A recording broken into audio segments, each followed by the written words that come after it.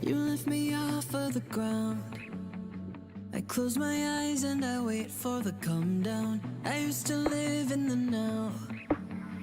Now I'm wiser to think that we are bulletproof. Teens with thicker skin, now we just bruise.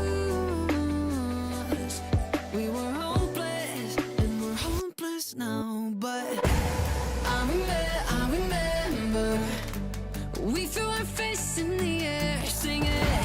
I remember when we were kids, never scared, yeah. And the sky went dark, we used our hearts to guide us. You showed me you care. And I remember, yeah, I remember.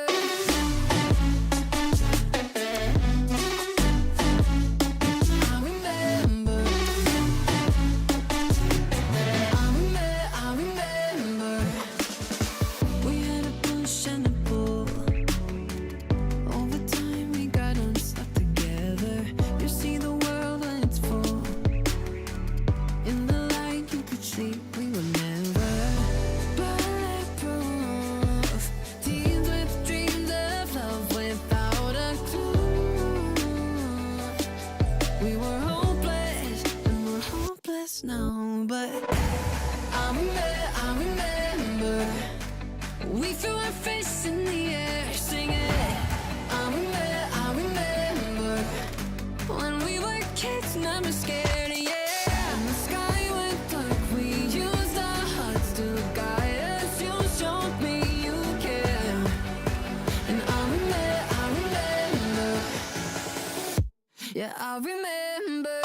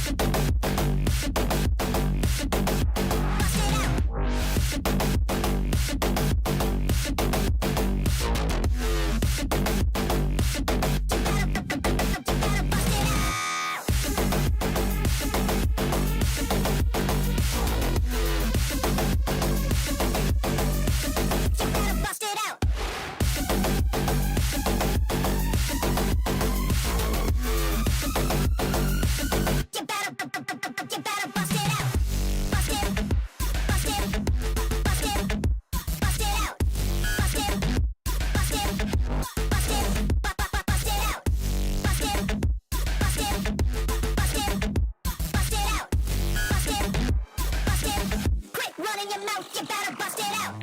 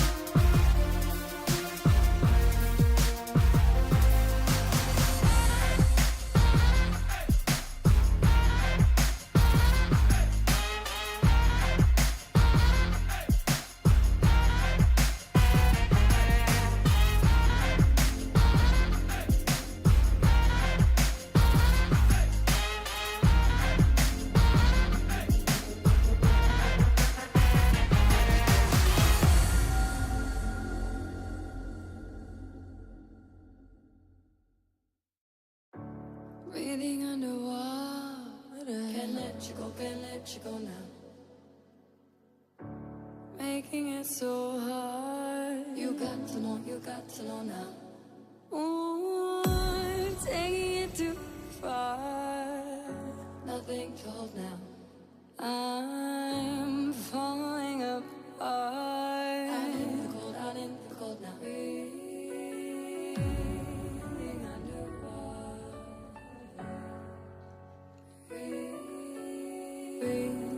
Breathing underwater now. I can't let go.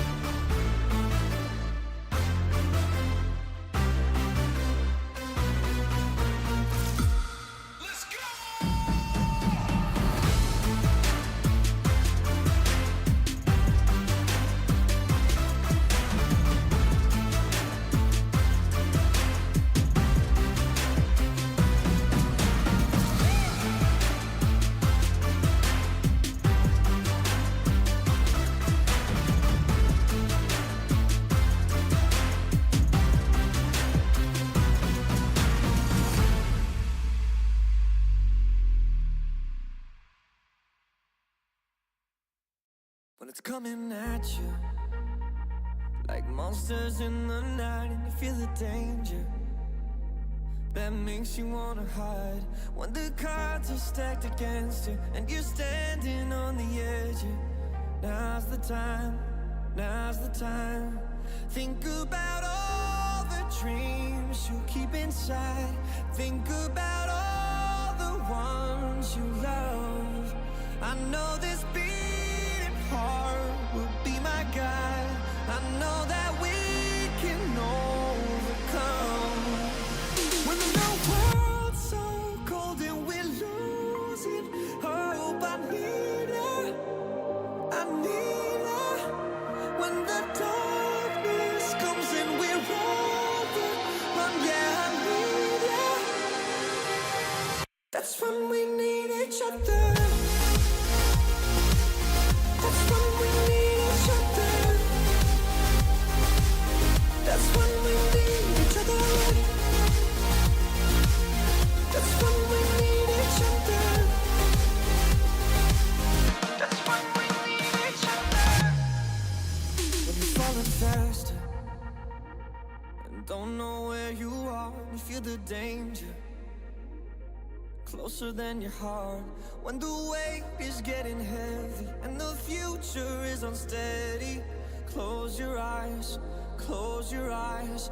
Think about all the dreams you keep inside.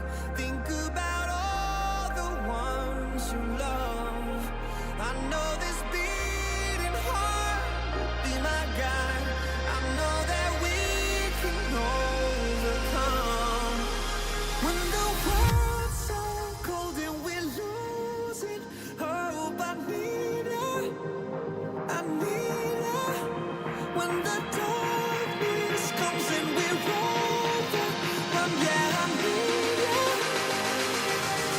That's when we need each other. That's when we need each other. That's when we need each other. That's when we need each other. That's when we need each other.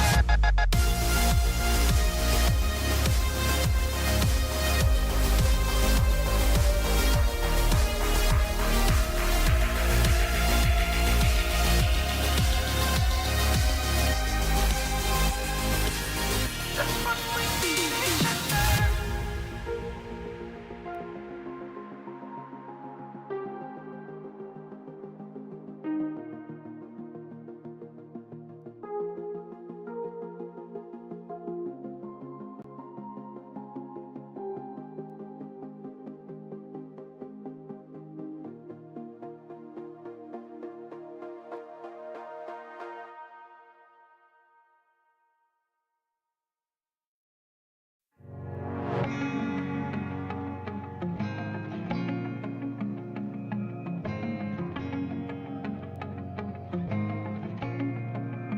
There's a little bit of sadness in everyone. There's a little more madness the further you come. I swear I got a brain that wants to see me dead, but I'm too afraid to put the gun to my head. I'ma take the pain and wait for someone to stitch me up. Oh, I just want to be loved. Oh, I just want to be loved. Oh, I just want to be loved. Oh, I just want to be loved. Oh, I just want to be loved. Oh, I just want to be loved. There's a little bit of anger in everyone. Oh, I can feel the danger. It's boiling up. All we ever wanted was the world to see. Looking for a way to get our face on the screen. We keep marching along and wait for someone to notice us. Oh, I just want to be loved. Oh, I just want to be loved. Oh, I just want to be loved. Oh, I just want to be loved. Oh, I just want to be loved. Oh, I just want to be loved.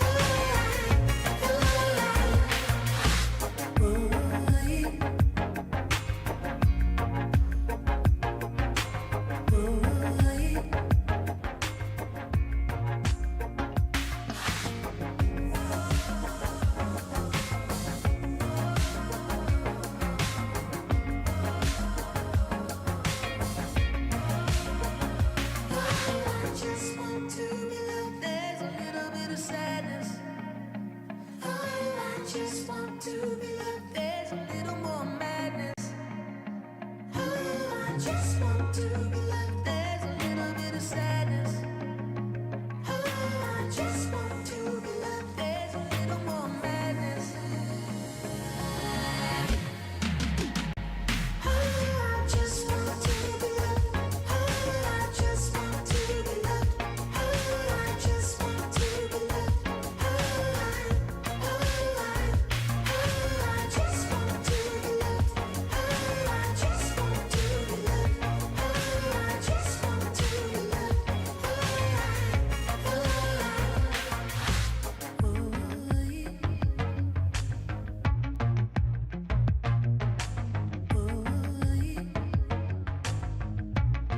All I seek to find is a world that's mine. Need a place to hide. Will you free my mind? Following the lights of a world that's blind. In your eyes I see there's a place for me.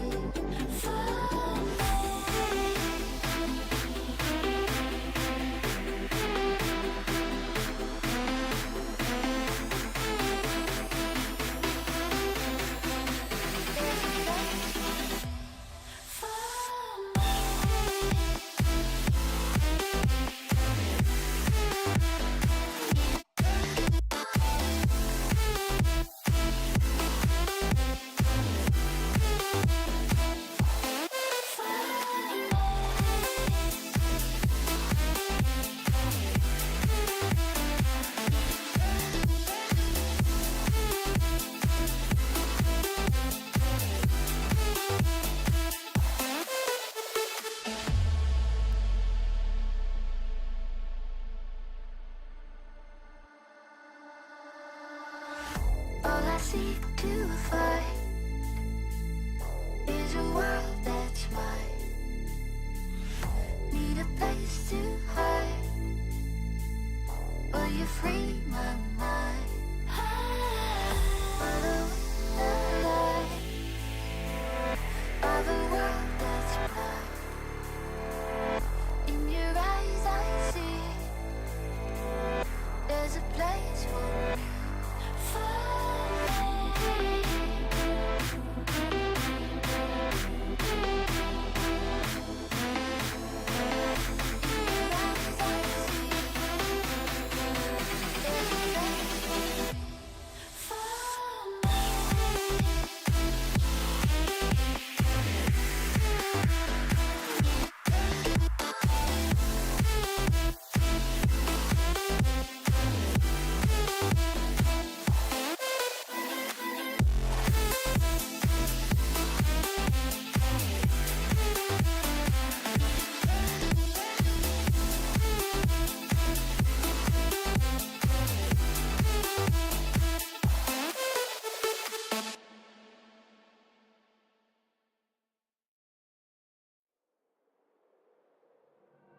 Running round like dollars in the wind, bending over backwards just to let you in.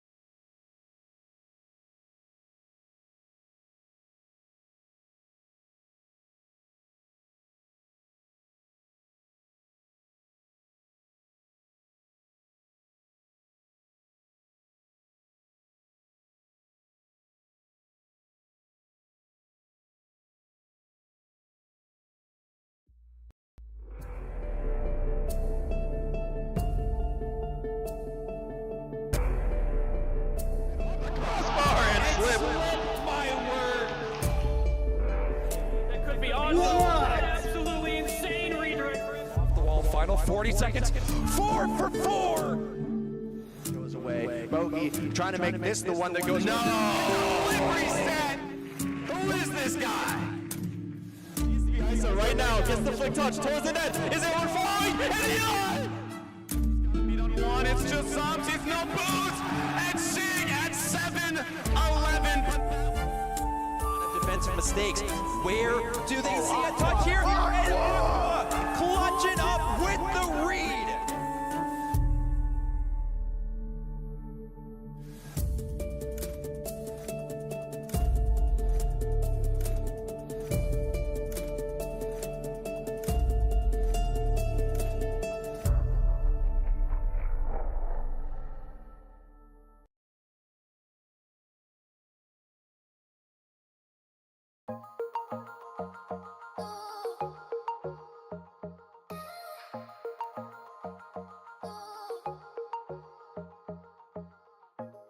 All right. Ladies and gentlemen, we have one more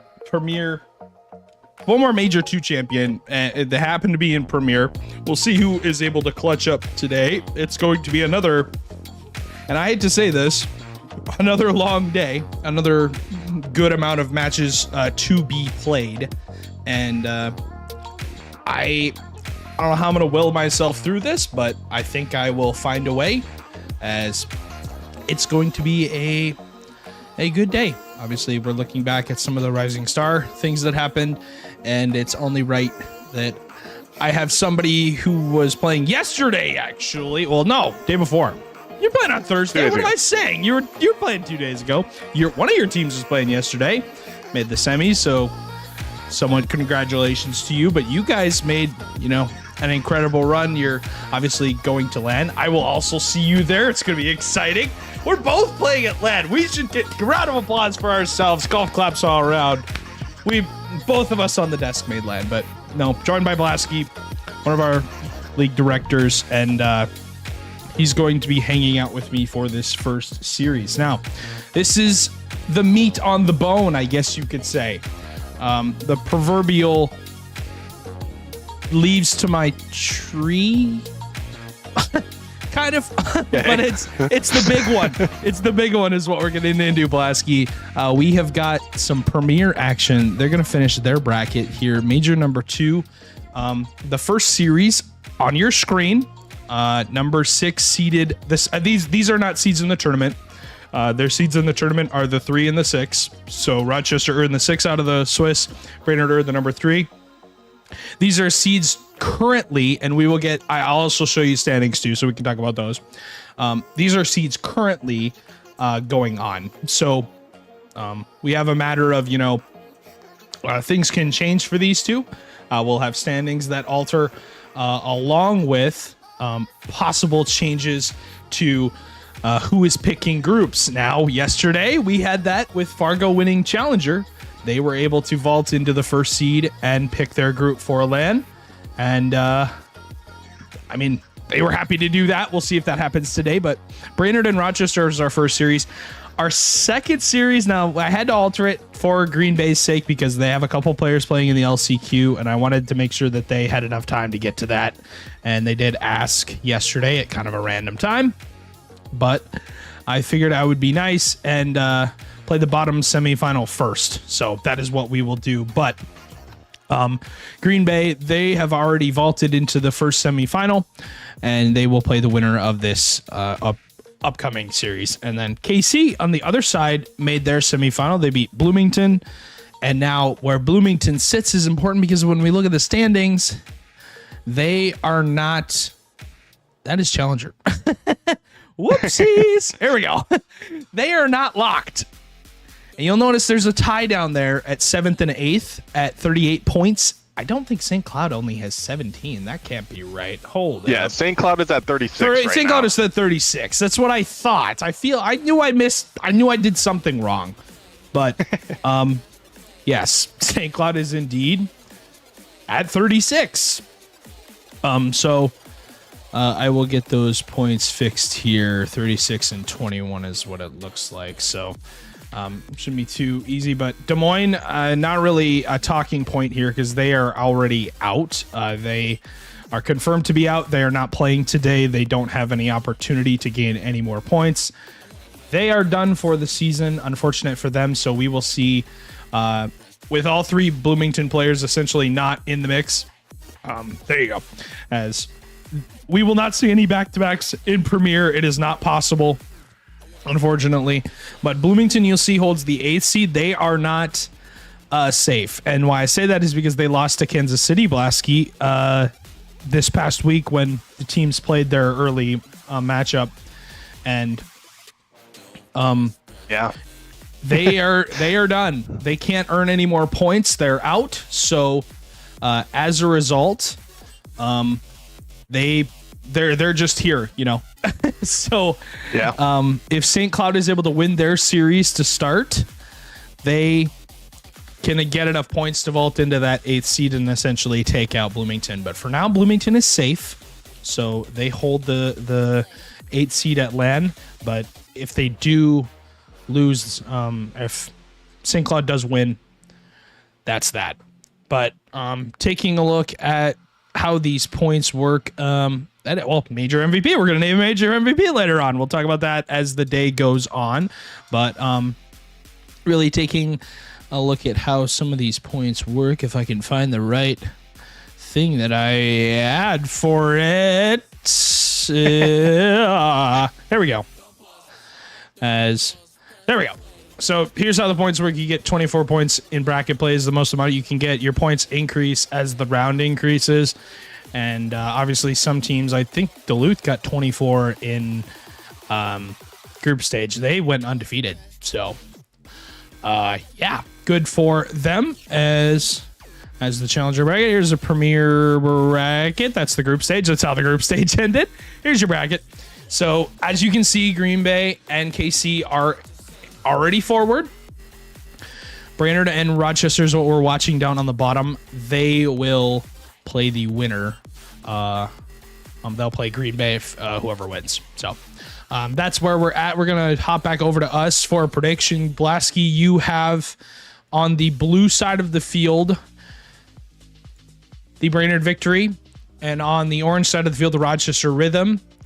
I need to know what way you're leaning. You know, I think you got a Brainerd jersey on. I'm not to snoop, but I think you're leaning towards that, right? Just a thought. Yeah. So I do have it on. I'm not gonna lie, it does play a lot into my bias, but I know that the one time that these two teams have played, they went to Game 5, Brainerd victory reverse swept. Ooh. And so no pun intended. If the Brainerd find their rhythm really fast, I like that. I think they're gonna win it in 5 or 6. I'm gonna take them in 6. Victory in 6 is my prediction. I'm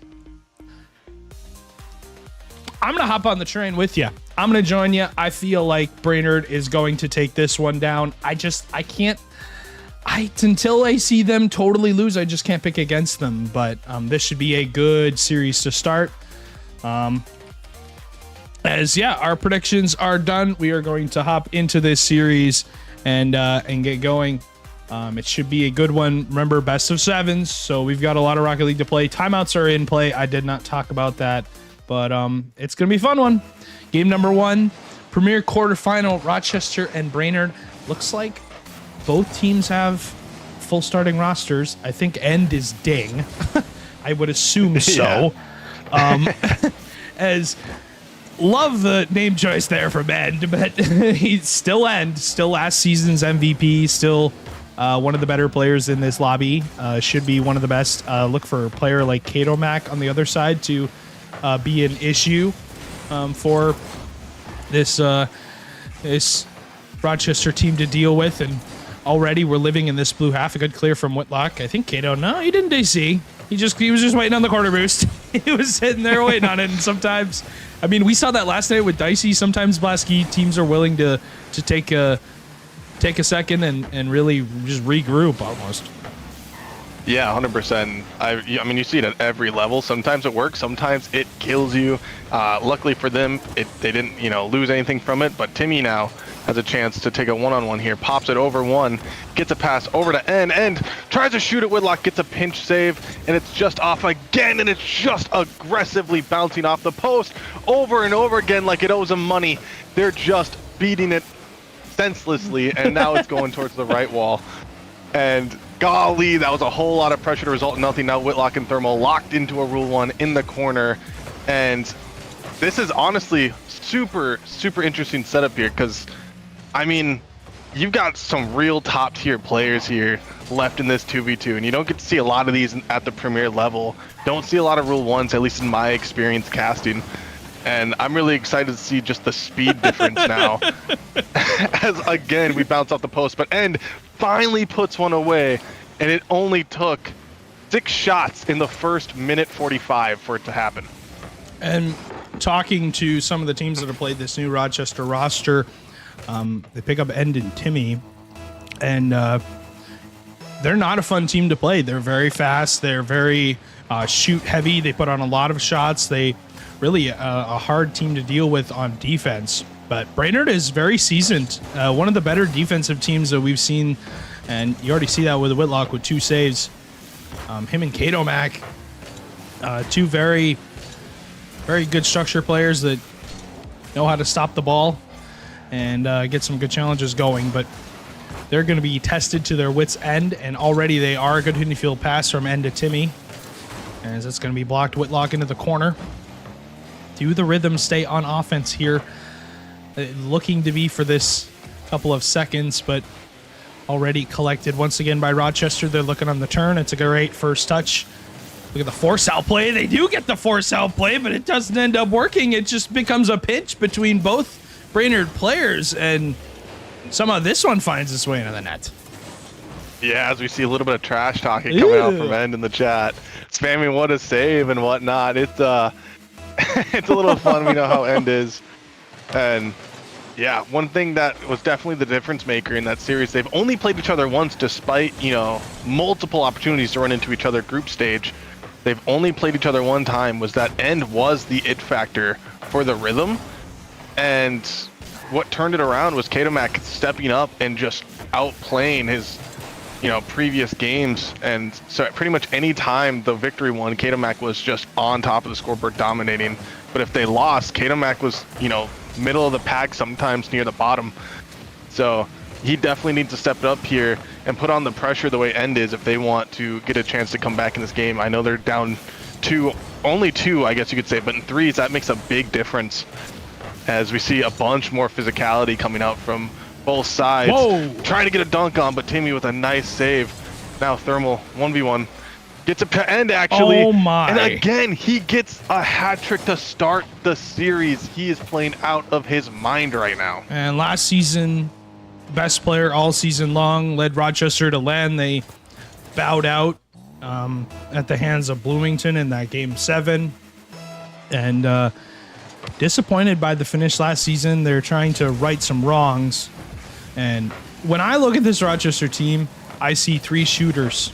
I see 3 players that on any given day, on any roster, can be the primary goal scorer for their team. This is team bump from End and Thermal there for a second, but who's going to be the defensive catalyst for this Rochester team? So far, they haven't had to play any defense because they've just scored goal after goal after goal. He's got 4. I mean, yeah, I guess if you're the victor, you have to make something happen there. It was an all or nothing situation, and they walked away with nothing.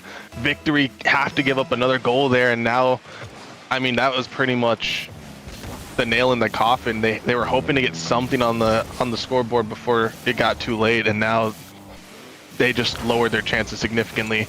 Obviously, there's still always a chance, but I mean, with the pressure, the difference, I mean, End has almost double all of Victory's shots combined.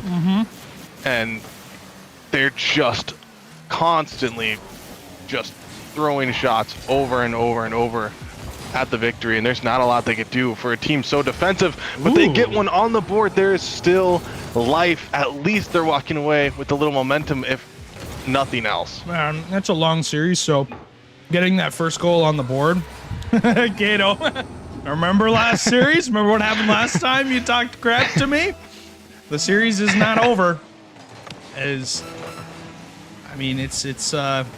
one of those things to speak your mind and one to back it up.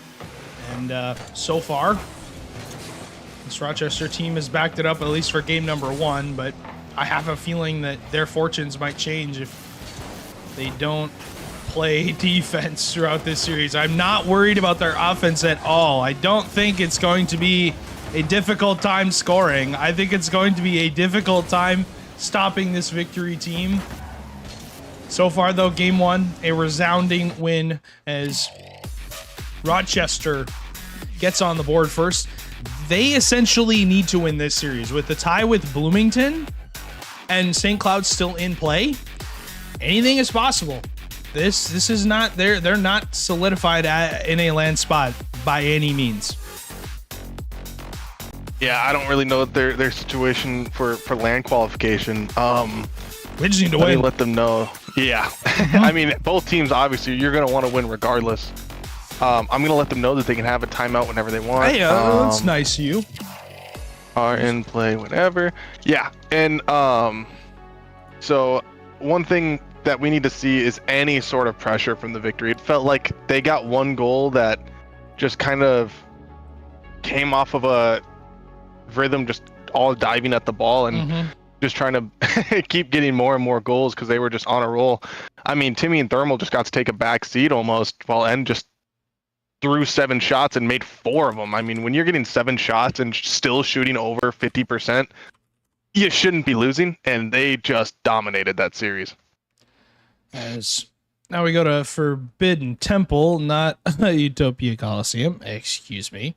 As yeah, we'll set up game number 2 here. And apologies, AK informed me because it's his team. He has to talk about them.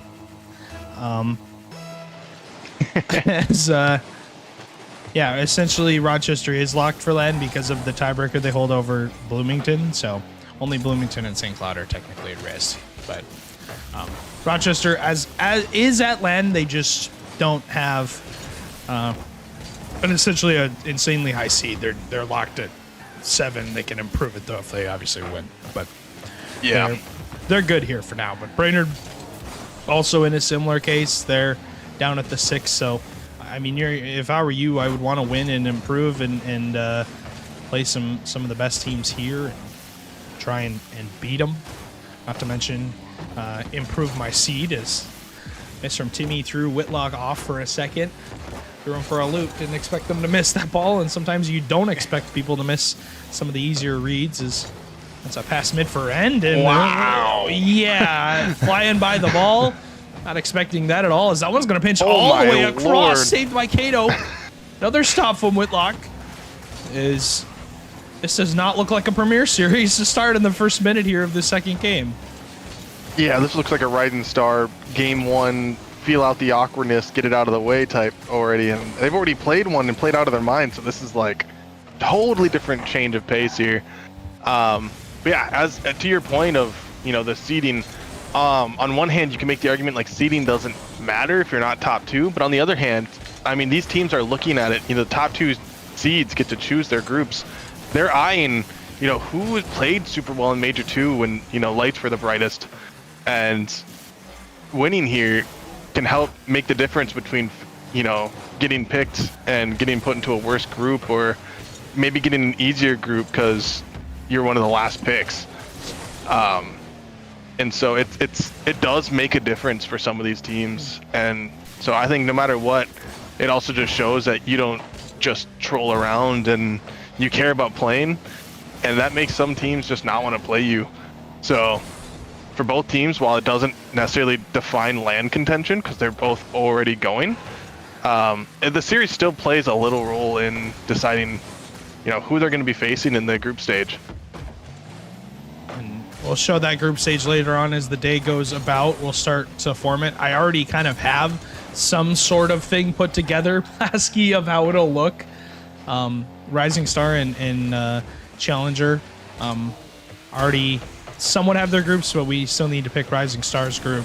That day on Thursday just became such a long day. We didn't have time at the end of the night to actually get it done. Because last night, I mean, we were going until 10:45 is when I think the clock was when we ended that group selection process. So Challenger's all good. Those guys have picked.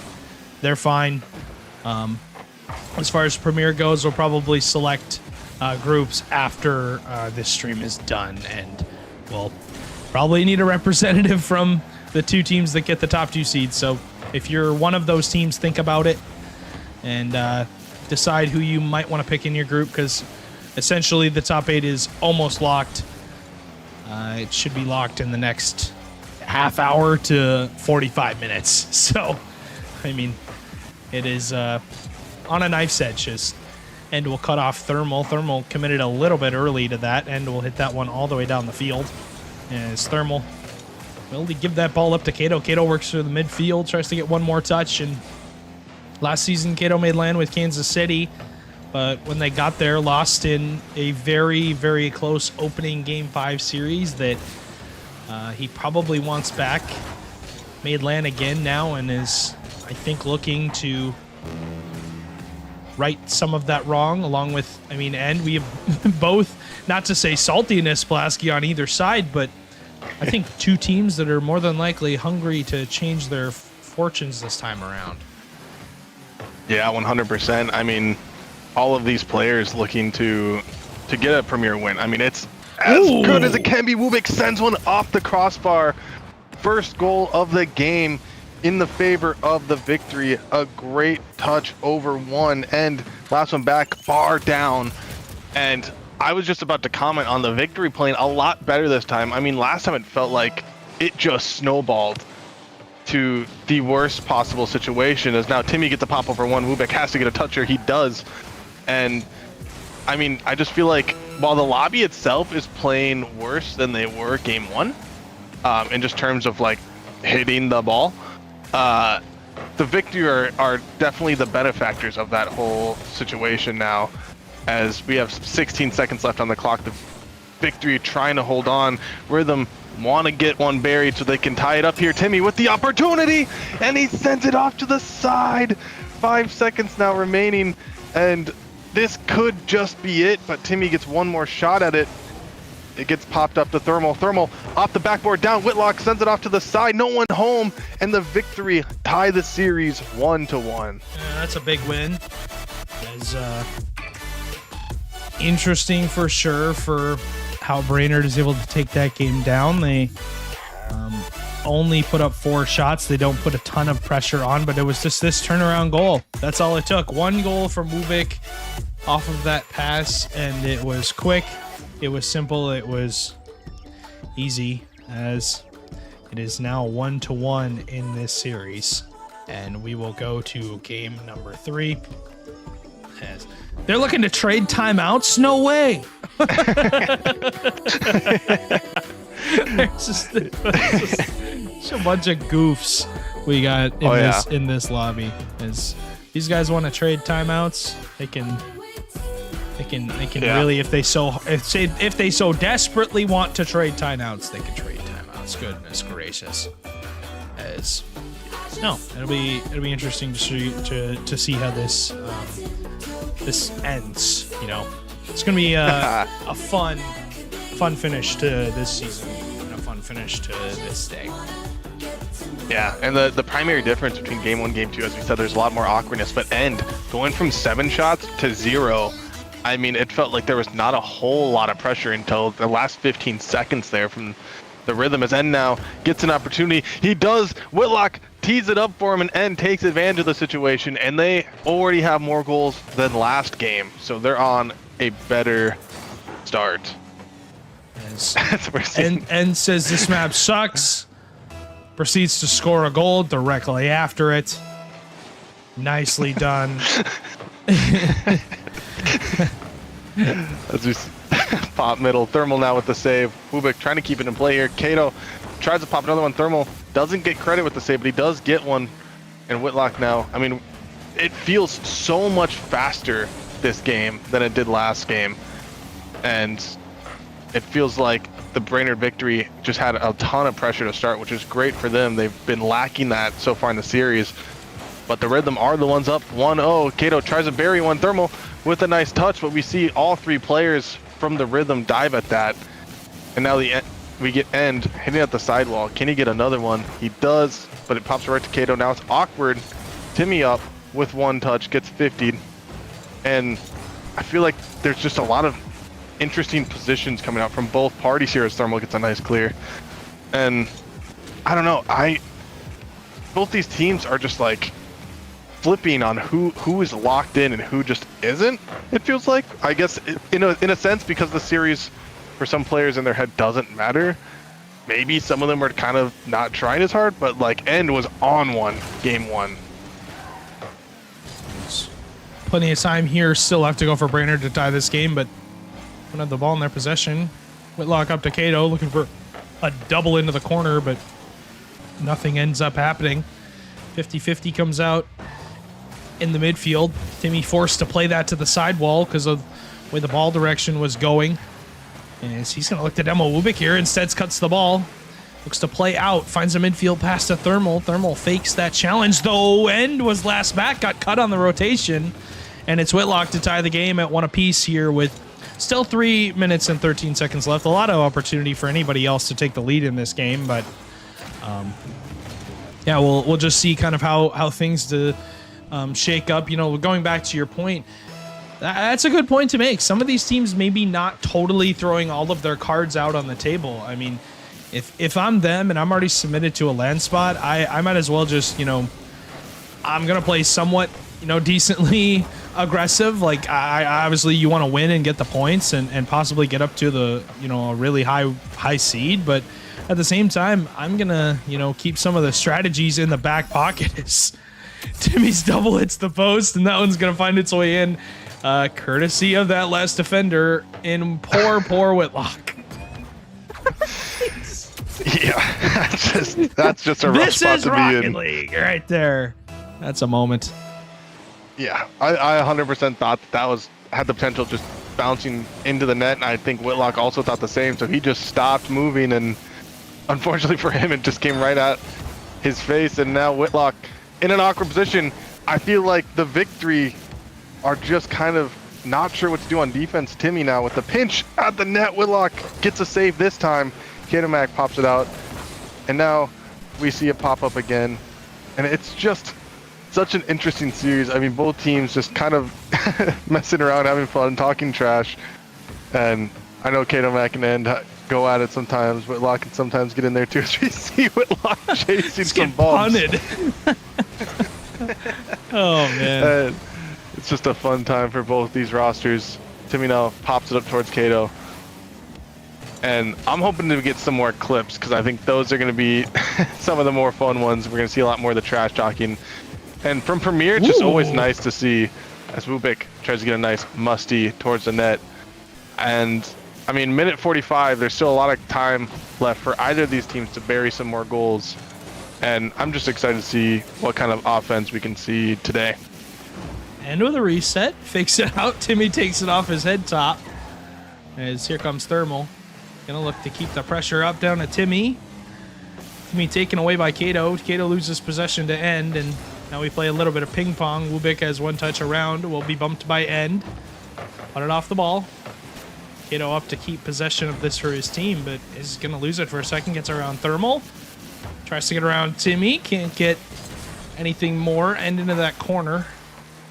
Look at the space given up by Rochester. Up by 1 goal. Not willing to go around anybody. They get around the last defender. There's Endeavor.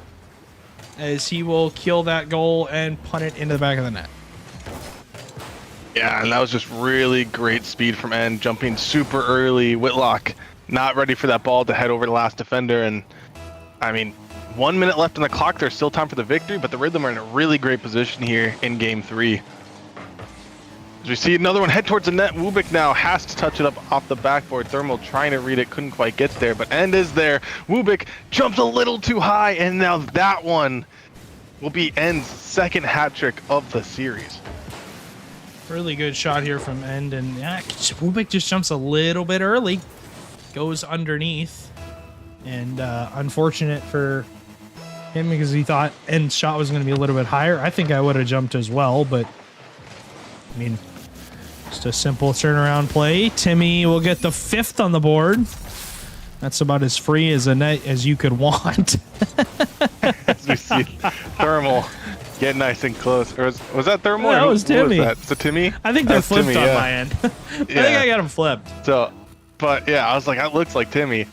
And he gets real nice and close to the camera. You know, we like those celebrations around these parts. Wubik gets a nice demo. Thermal tries to bury one. Wubik in the air again. And Whitlock now just about full boost, gets to take it up on Timmy. Fakes one, tries a 52, and goes for the bump. I mean, when you're down by 4 goals with 30 seconds left, you're just trying to keep the ball out of your net and let the game get done with, because sometimes it can be disheartening just having multiple just keep getting buried over and over. Mm-hmm. I mean, you almost just want to move to the next game and kind of forget about the game that just ended up happening. Yes. This one's all but over. It'll be a 5-1 win for Rochester. They go to 2-1 in the series. I'm getting info that St. Cloud is up 2-0 over Duluth. Duluth was perfect in group stage. St. Cloud up by 2 right now against Duluth. And I'm also getting word that because St. Cloud is up 2-0 and they have won enough games, they have, remember, Premier is different. If you win games, that counts towards your points.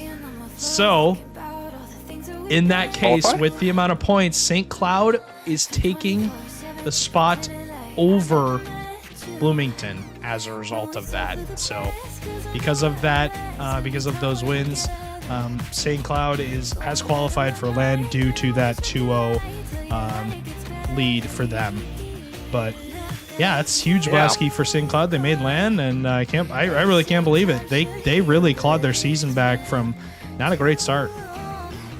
Yeah, 100%. And unfortunate for the Bloomington Maulers, who could have been back-to-back champions and started basically a dynasty. I know it's not repeat players necessarily, but you know they franchise.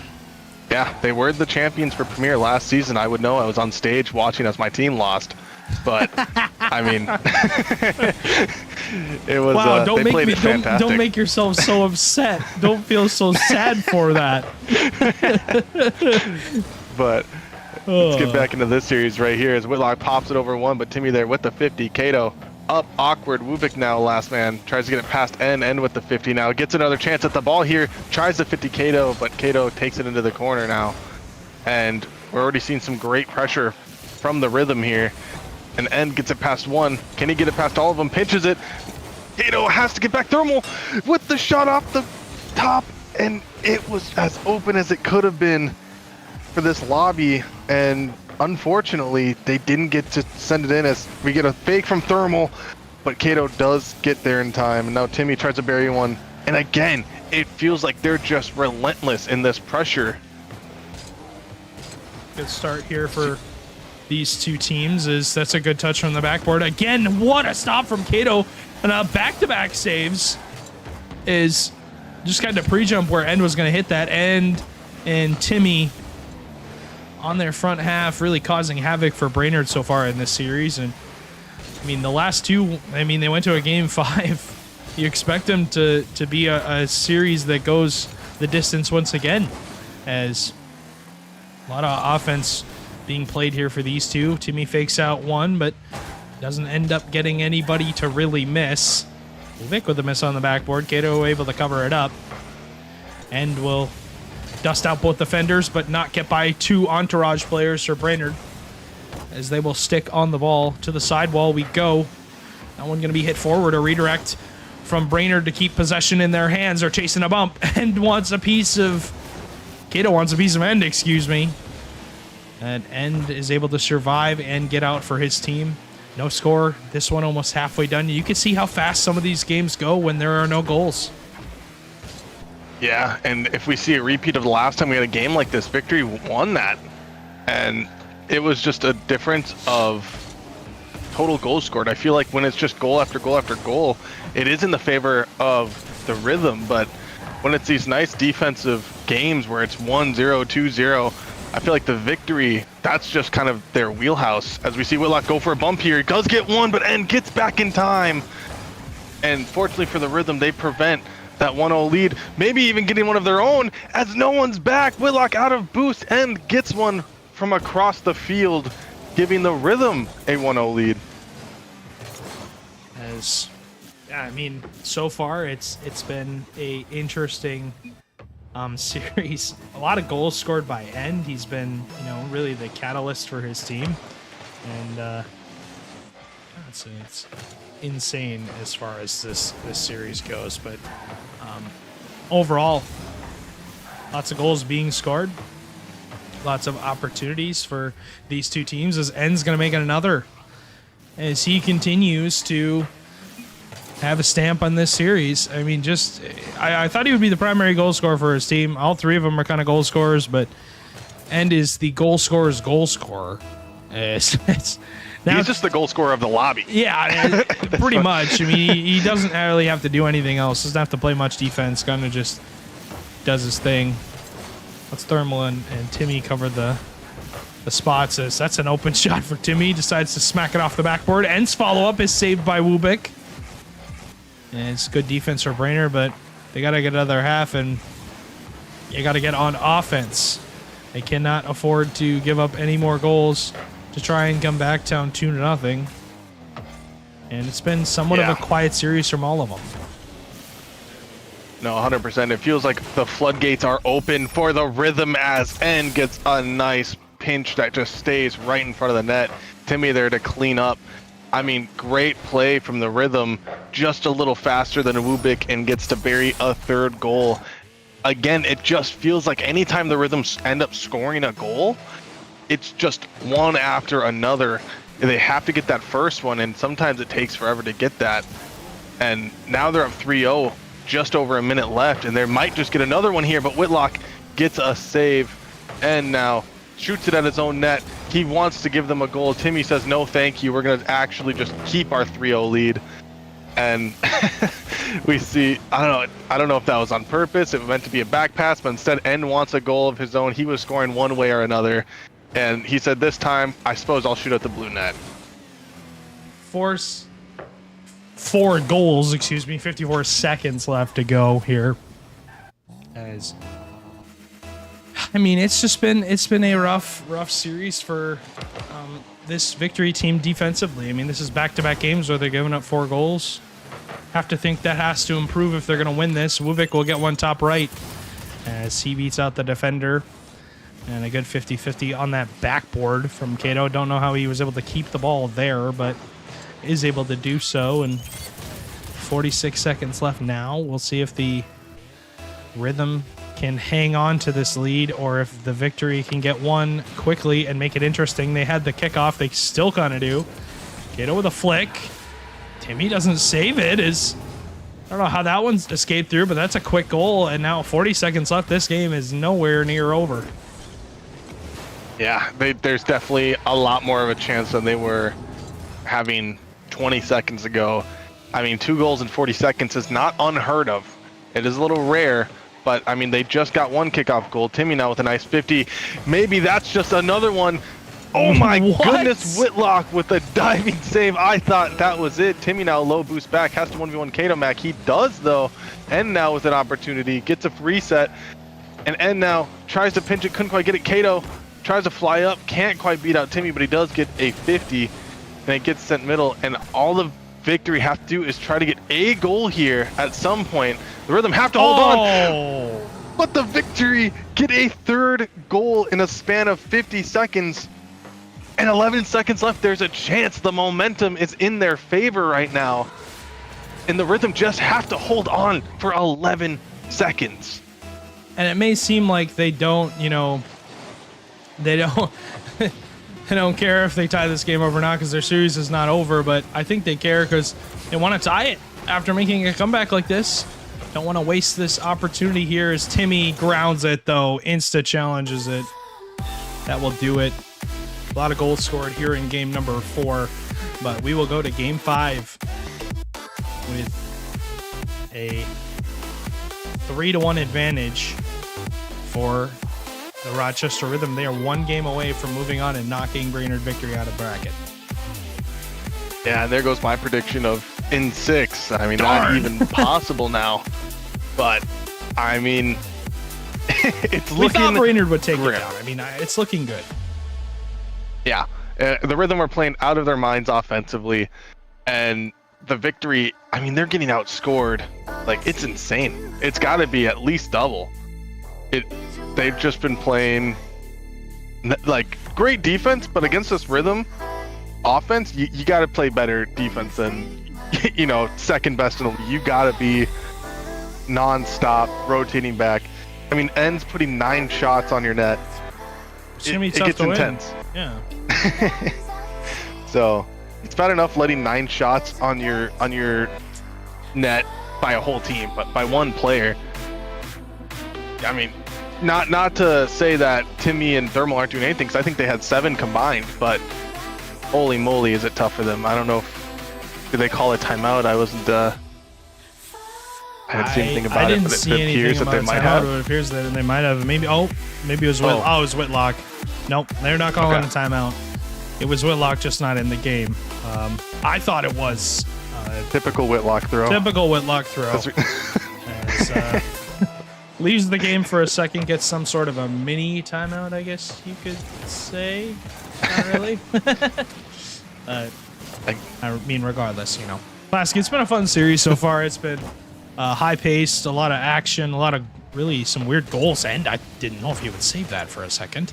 As Thermal backflips, Whitlock's there to clean it up. Thermal inside post denies that opening goal for Brainerd. That would have been huge for their momentum and their confidence if they were able to get on the board right away. Whitlock and Thermal meet in the midfield. Timmy will cut this out. Ubik around 1. Cato around the second defender as he skies it to the backboard. Thermal forced to play that just lighter than he really wanted to. I think he wanted to hit that with a little bit more power. Regardless, it ends up with Timmy with his hands on the ball and is able to clean it up.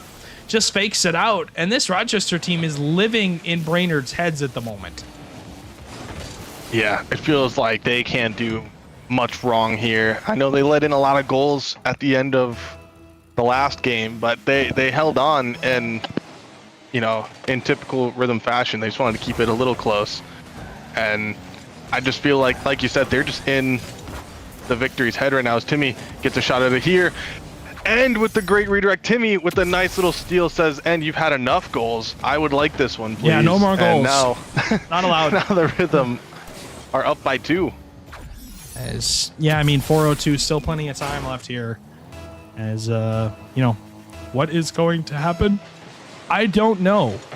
But this Brainerd team has to find some offense, and they got to do it now. Maybe it's Whitlock to the backboard. Thermal was ready for it and made the play.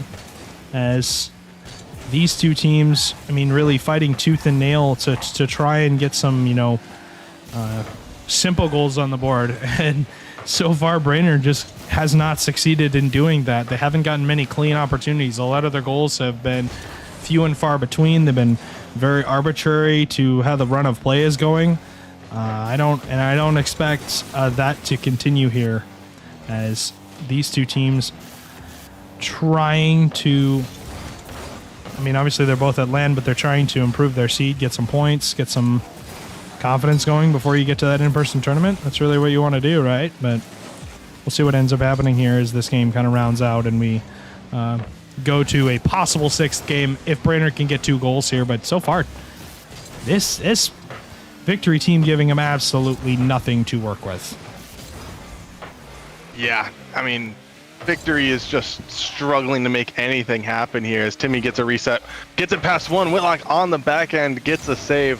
Wubik now trying to get some pressure going in favor of the Victory, but End is there to shut it down quickly.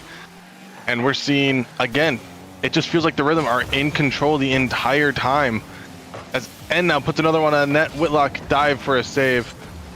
And I like the aggressiveness of getting some demos here. I think that helps a lot in the favor of the Victory. But the Rhythm just playing out of their minds right now. I feel like they've had possession. Even when they don't have the ball near them, it feels like they're controlling and forcing them to, you know, go where they don't want to go. And now Kato trying to get a pass mid. Timmy with a touch pass to Thermal with a nice demo. Timmy passes it down and is there, but Kato's there. All three of them dove at that. This is the chance for the victory to get one, and they do. 2 minutes left. Kato gets the first goal for the victory in this game. Big goal picked up by Kato Mack as he will score the opening goal for the victory in this game number 4. They need another one though, and maybe here's his chance to do it. Has a ton of boost. Tries to get over Timmy, but Timmy once again has the challenge. And then once again, a Rochester player shutting down an offensive chance here. Bubik looking to pre-jump that pass. That one's going to go mid though. Whitlock on the shot. Will be blocked out. Kato's there, gets under the defense and ties the game, and that's back-to-back goals from the victory here, as they are not willing to go out without a fight. Yeah, and a little nervous there from the Whitlock bump attempt, and I think Thermal was just anticipating that End was going to get that touch regardless, and that gave him that goal, and now we're tied up, minute and a half. I mean, there's still a chance, but Timmy now on offense, 1v1 versus Whitlock. Whitlock dives across, gets the save, and now in a situation that he likes, throws it at Thermal, but Thermal can't quite get around to get a shot on. You see Kato now with the 50. I mean, it's still anyone's game. The series not looking great for the victory so far, but it's not like they're out of it yet. No, they've tied the game. They've done that work. Yeah, they look almost like they want to get back into the series, but some of their chances are few and far between. It feels like they're having to work really, really hard to even get any of their goals that they're getting. But you have to think, Lasky, at some point their fortunes are going to improve.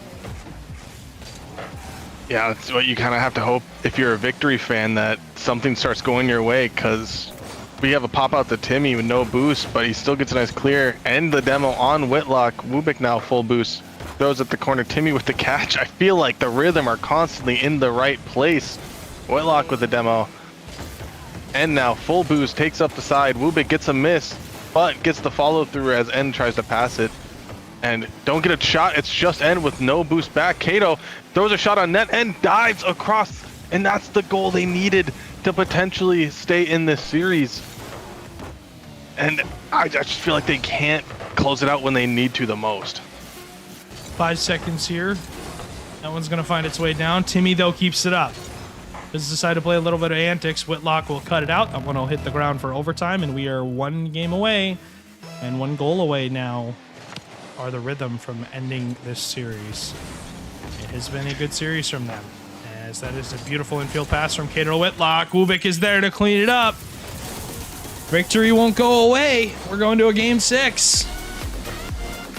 Yeah, that's about as close as they could have cut it. Luckily, they get it done early, because from what I've seen so far, the more time you give the Rhythm, the more on they are, and they just get more locked in. Victory need to do that quicker every single game. They need to get on that, because that's when they're playing their best. And I don't know. I don't know if it's like you have to early dive end or what, but it feels like he is the it factor. He is the player for Rhythm. So they need to shut him down, because he was playing super well this series still, and they barely escaped with their lives in this bracket. It's a big win here for the Victory to stay in this series. We'll see if they can close it out here and get us to a game number 7, but it is 3-2. Rochester need to end this series right now, as if they don't, it's not going to be a fun time here going into this 7th game. We'll see if their fortunes change, if they're able to not give up a 2-goal lead, and they're able to win this one on Neo Tokyo. But I'm just now looking at the bracket. St. Cloud Flyers won 4-1. They faced the Kansas City Outlaws. So shout out to them. Semifinals. Shout out to them. Sorry, just saw that in the score report. I thought I'd give a shout out to them, clutching up when they need to as well. That's a big win for them, beating Duluth, top tier team.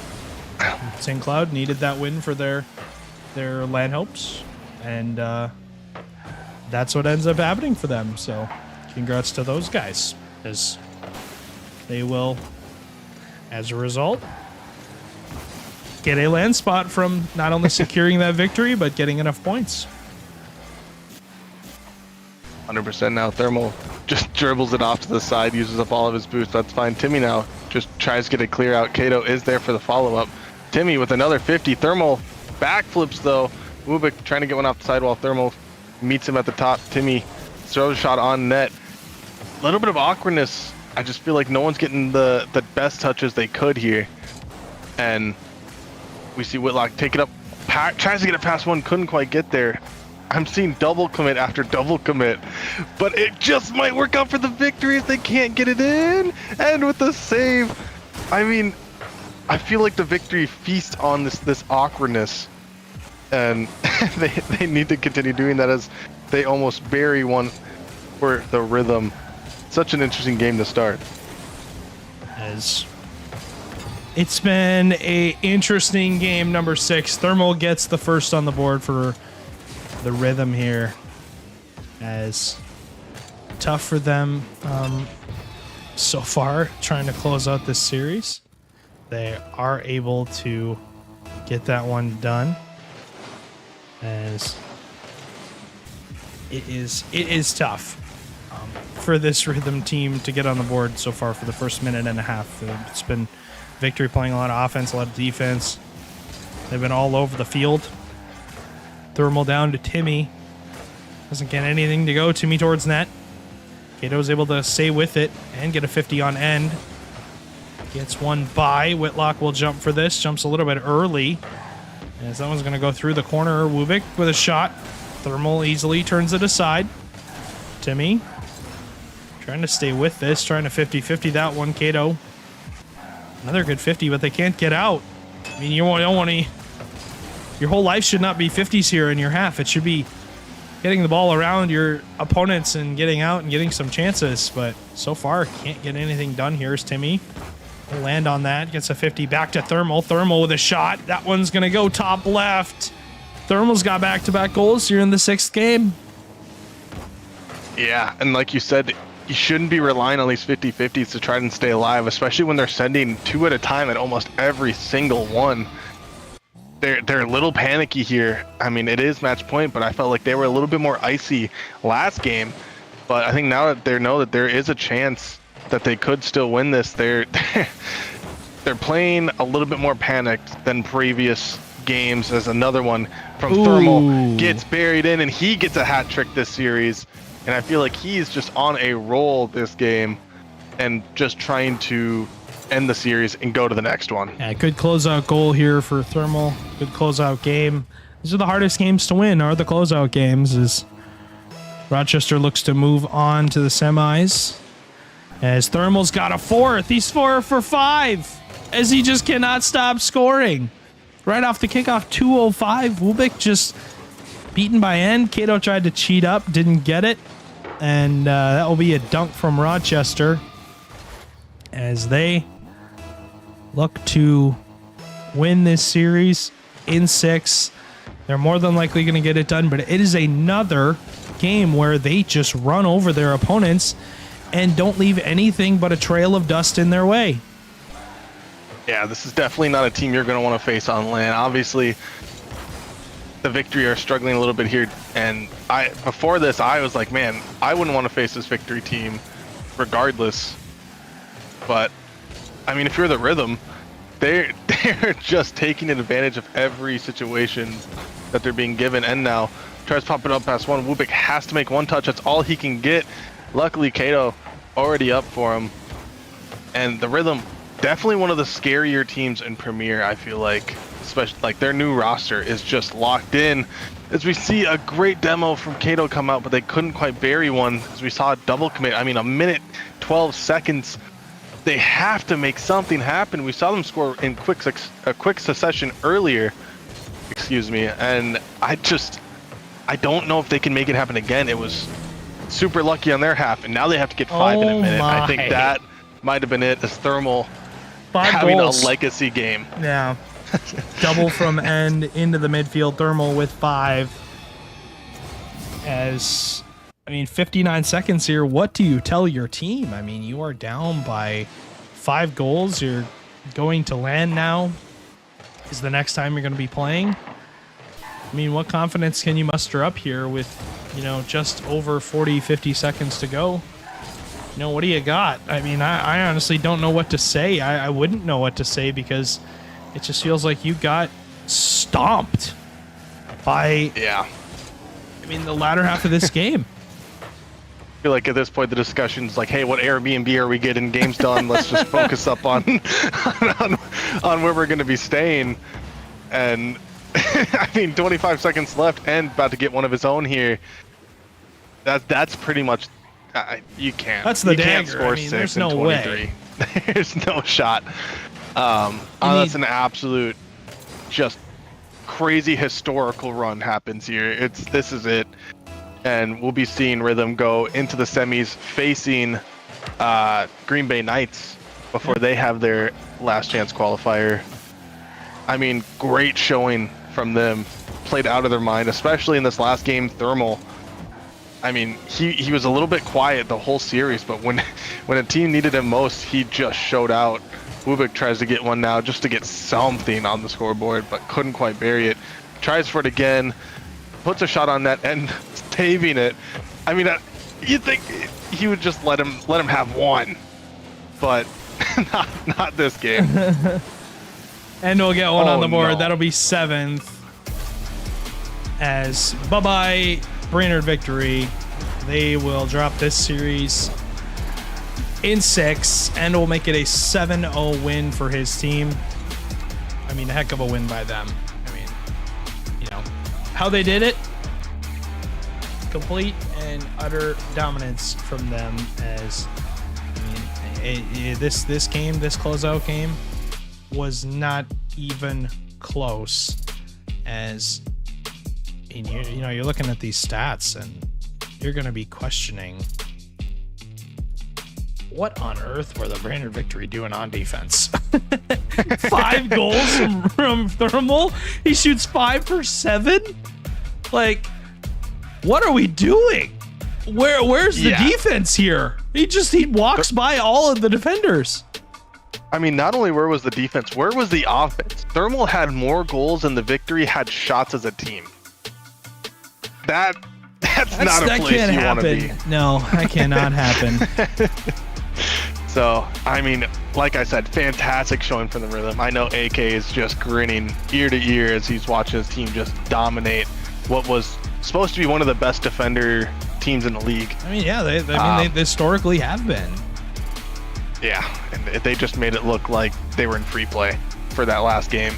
It was insane. But, congrats to the Brainerd Victory for still getting land. Congrats to the Rhythm for moving on to the bracket. They're still in land, obviously. They're just playing for seeding at this point, and you gotta respect it. They showed up and they played their hearts out at least in the last few games.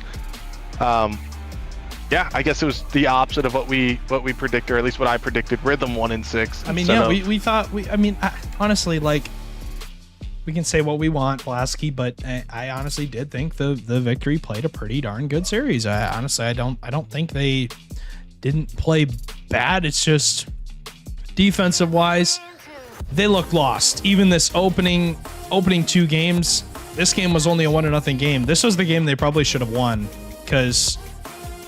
and they did win it. But right off the kickoff, Blue Whitlock's dunked by end. It's a 1-0 lead. That's 3 seconds into the game. And you just get, you tie the game here, but you get completely blown out for the rest of this game. The game does not finish close at all. And Whitlock, that wasn't going to hurt to watch. Oh, man. It's a rough goal to give up. But like I said, you get completely blown out for the latter half of this game. The lead balloons. It goes from 1 to 2. Then all of a sudden it's 3. And we're looking at this series like, are Victory, like, even on the field playing any defense here? Or are we just, hanging out? But yeah, heck of a job by Rochester, as they will take the opening set 4-2. They knock the Victory out. They move on to play the Knights in round number 2. That is our next series. So We're gonna get those guys on the field as quickly as possible. But yeah, Lasky, it was a fun one. Appreciate you joining me for the first set, and we gotta roll. We gotta get to a break. Our predictions did not reign true at all. We were nowhere near right, which is okay. We gave it our best shot, and sometimes it happens. But yeah, if you got nothing else, I got nothing else. I'm out of words, honestly. So great play from the Rhythm. If they play like that all day, they should win this whole thing. To be honest, I agree. They were just lights out. So congrats to them. And one more shout before we go. If you have Prime, make sure you're throwing your Twitch Prime sub right here, right now. It helps us a ton. Not only does it make nice number go up, we feel good, but it helps us with LAN and everything, getting the prize pool up and making sure that we could still run this league and operate the way that we needed to. It helps a ton. A lot of people have the Twitch sub, or the Twitch Prime sub, don't utilize it. So if you're feeling kind, you're feeling generous, use it here. We greatly appreciate it. And also LAN tickets. They're available right now for anyone that's qualified or anyone that wants to show up and show your support. We're real close to the cities, so if you're around the Twin Cities in Minnesota, show up. If you're all the way in California, we'd love to have you too. You can fly out to University of Wisconsin River Falls. We'd love to see you there. It means the world to us. We love the atmosphere that LAN always brings, and that's why we do this. So yeah, we appreciate any support that you guys can give us, and thank you guys so much for watching day in and day out. Yeah, as we're going to go on to our next series, Blasky said it best. Thanks for watching. Thanks for being with us. Green Bay and Rochester. We'll see Rochester again. They're also going to be on the orange side. Green Bay, see if they can take them down. That series coming up, best of 7. Just a couple minutes.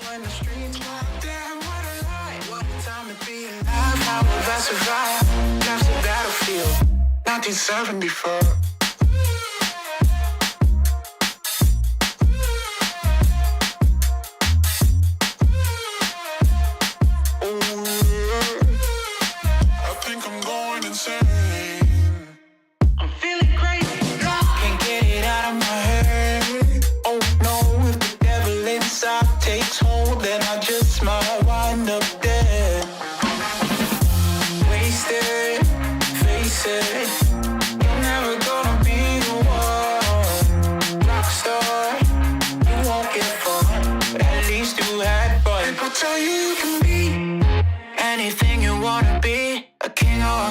As long as you got a dream, oh no, it's a lie. They just wanna take your life, try to tell you it's a battlefield. People tell you you can be anything you wanna be. Wanna go to outer space, superhero in the streets. Damn, what a lie, what a time to be alive. How have I survived? Life's a battlefield, 1974.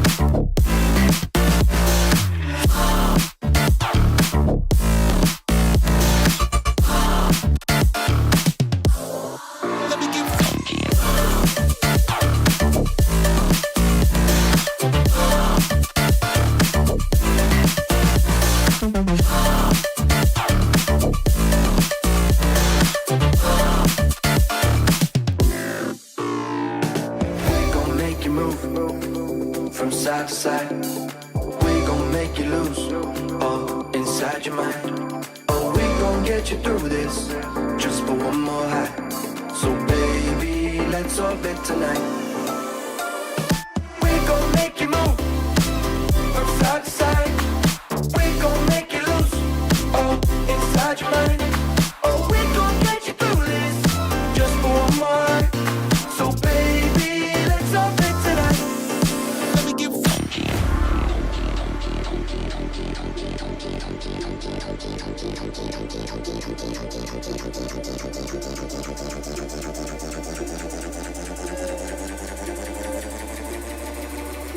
Let's lose our mind.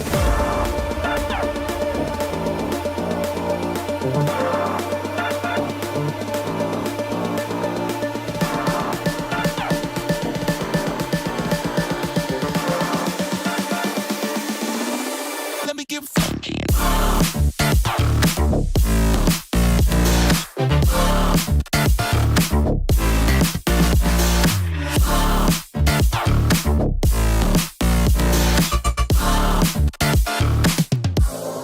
Let me get funky.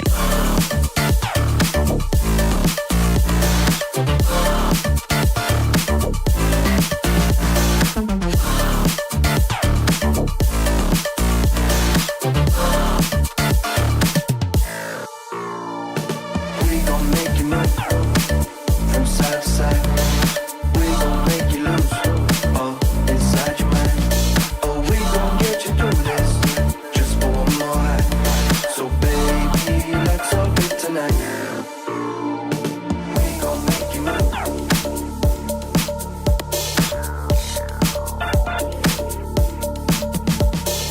We gon' make you move.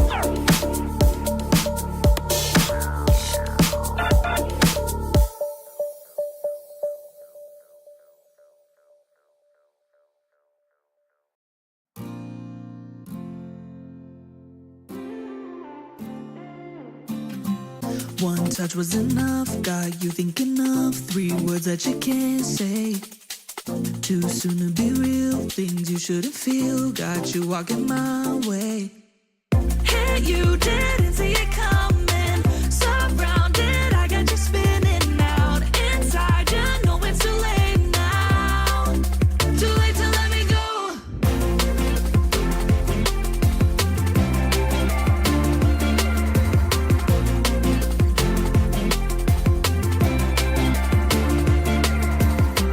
Tell me, is it fun here under my sun? No sense testing your fate. With every turn, the lesson you learn is there is no escape. Hey, you didn't see it coming. Now I'm all you ever think about.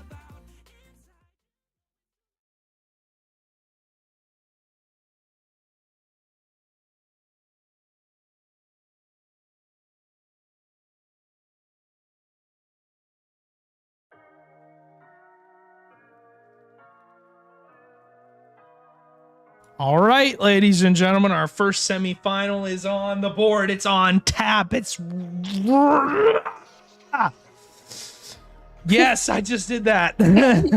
I'm trying to expel any sort of energy that I have today because, yeah, we'll see what happens.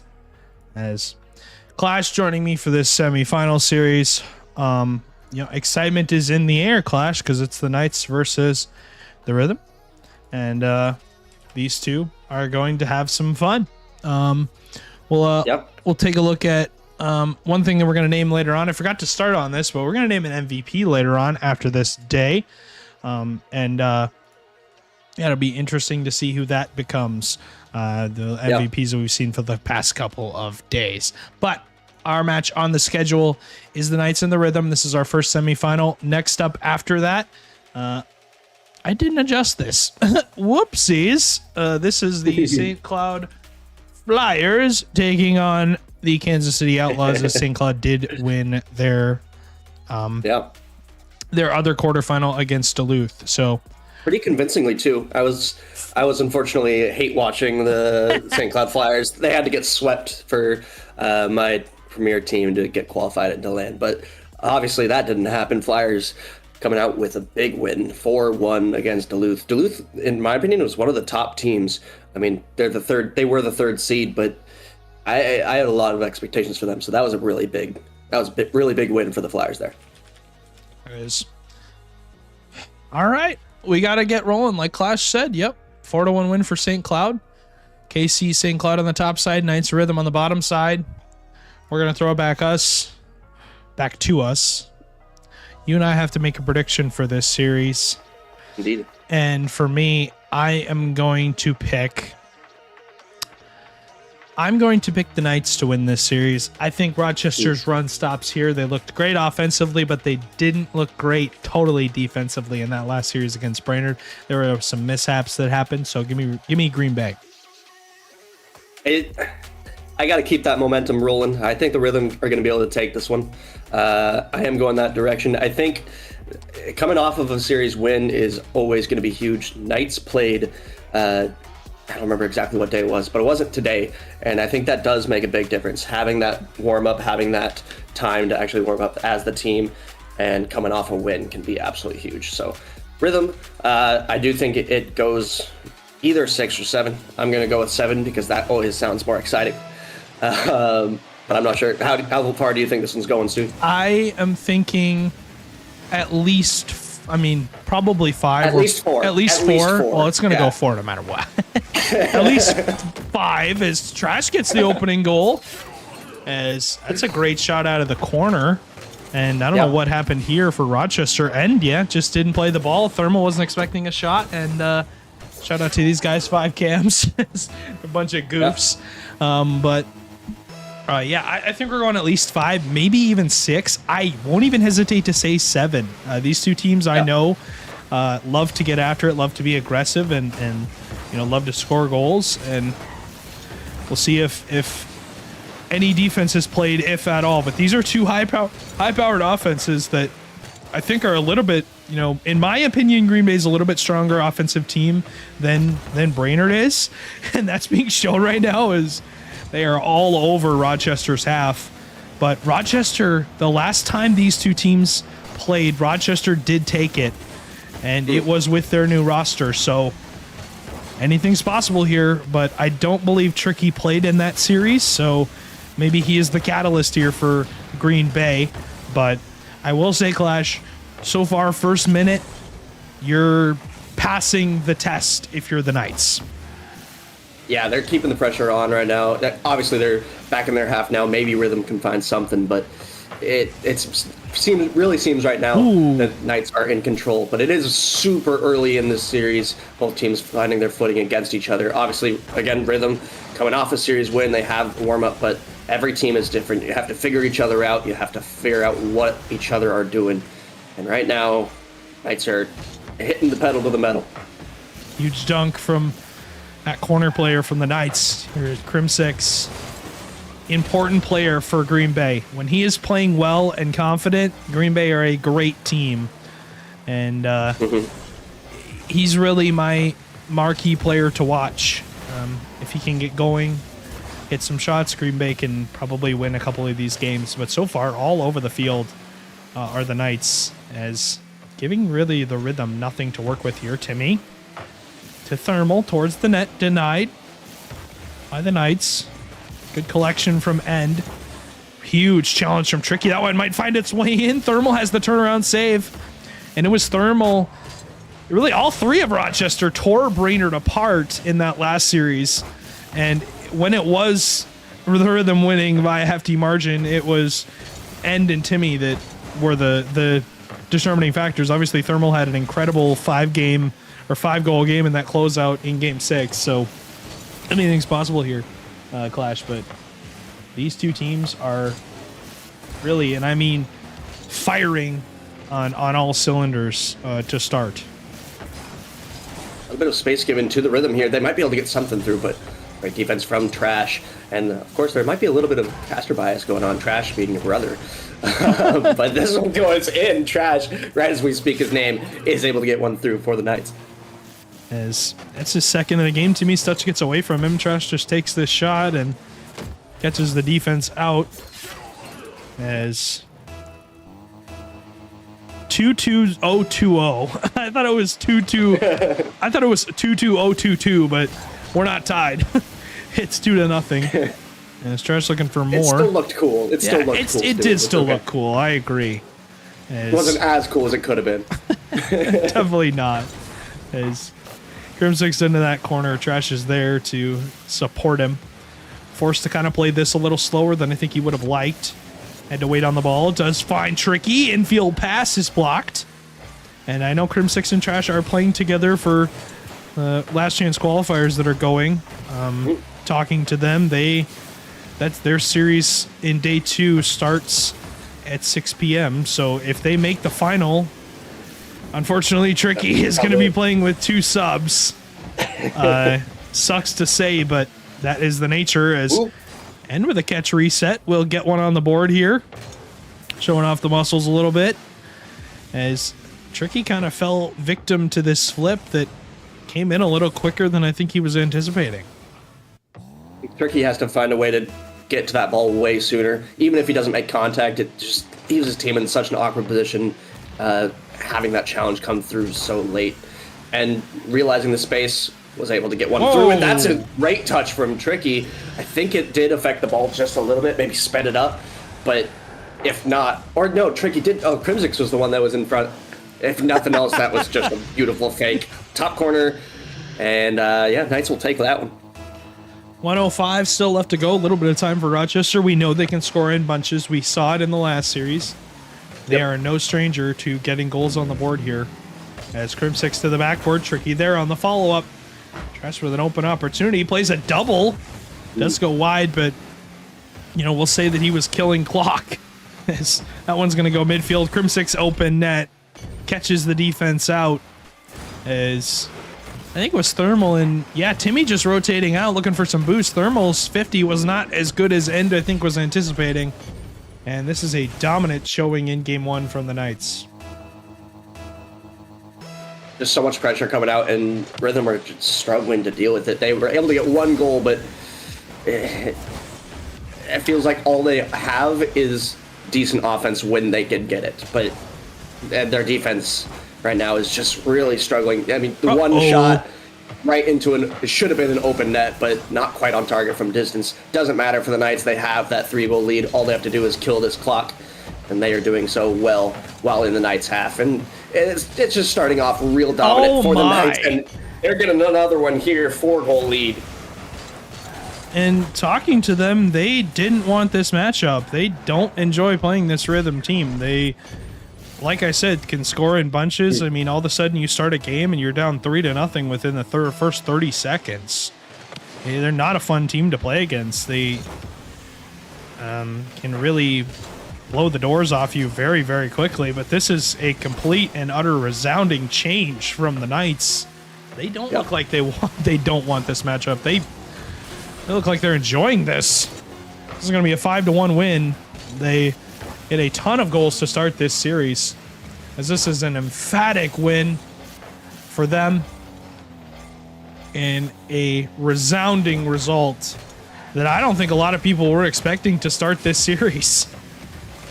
I'll say the Rhythm are a team that if someone's going to have like a really one-sided game go against them and then come right back the next game and have a one-sided game towards them, it would be the Rhythm. They're such high-powered offense and risky plays, obviously can just polarize those results. So it very well could just swing back the other direction in the next one. That being said, in this one, Knights looking dominant. It didn't look like it was just Rhythm. It looked like Knights were dominating the field. It wasn't just some high-risk plays that were beating them. There was some of those from the Rhythm. It felt like Knights just outplayed them in that one. Yeah, a lot of open nets, a lot of open shots where Rochester just looked lost on some of their rotations. What in the world is going on? Why is the ball by us? Why are we not making contact on the challenge? You know, where did the help go? Really, that's what I have to say. But going into this game number 2, it'll be a fun one indeed, as we go to Forbidden Temple. And some series have been won and lost on this map. particularly going down 2-0 in a series, regardless of it being a best of 7 or a best of 5, things can flip on its head very, very quickly as we go to game number 2. Green Bay dominated game 1, and Clash, they didn't do it by playing a ton of defense. They were not in their half for very long.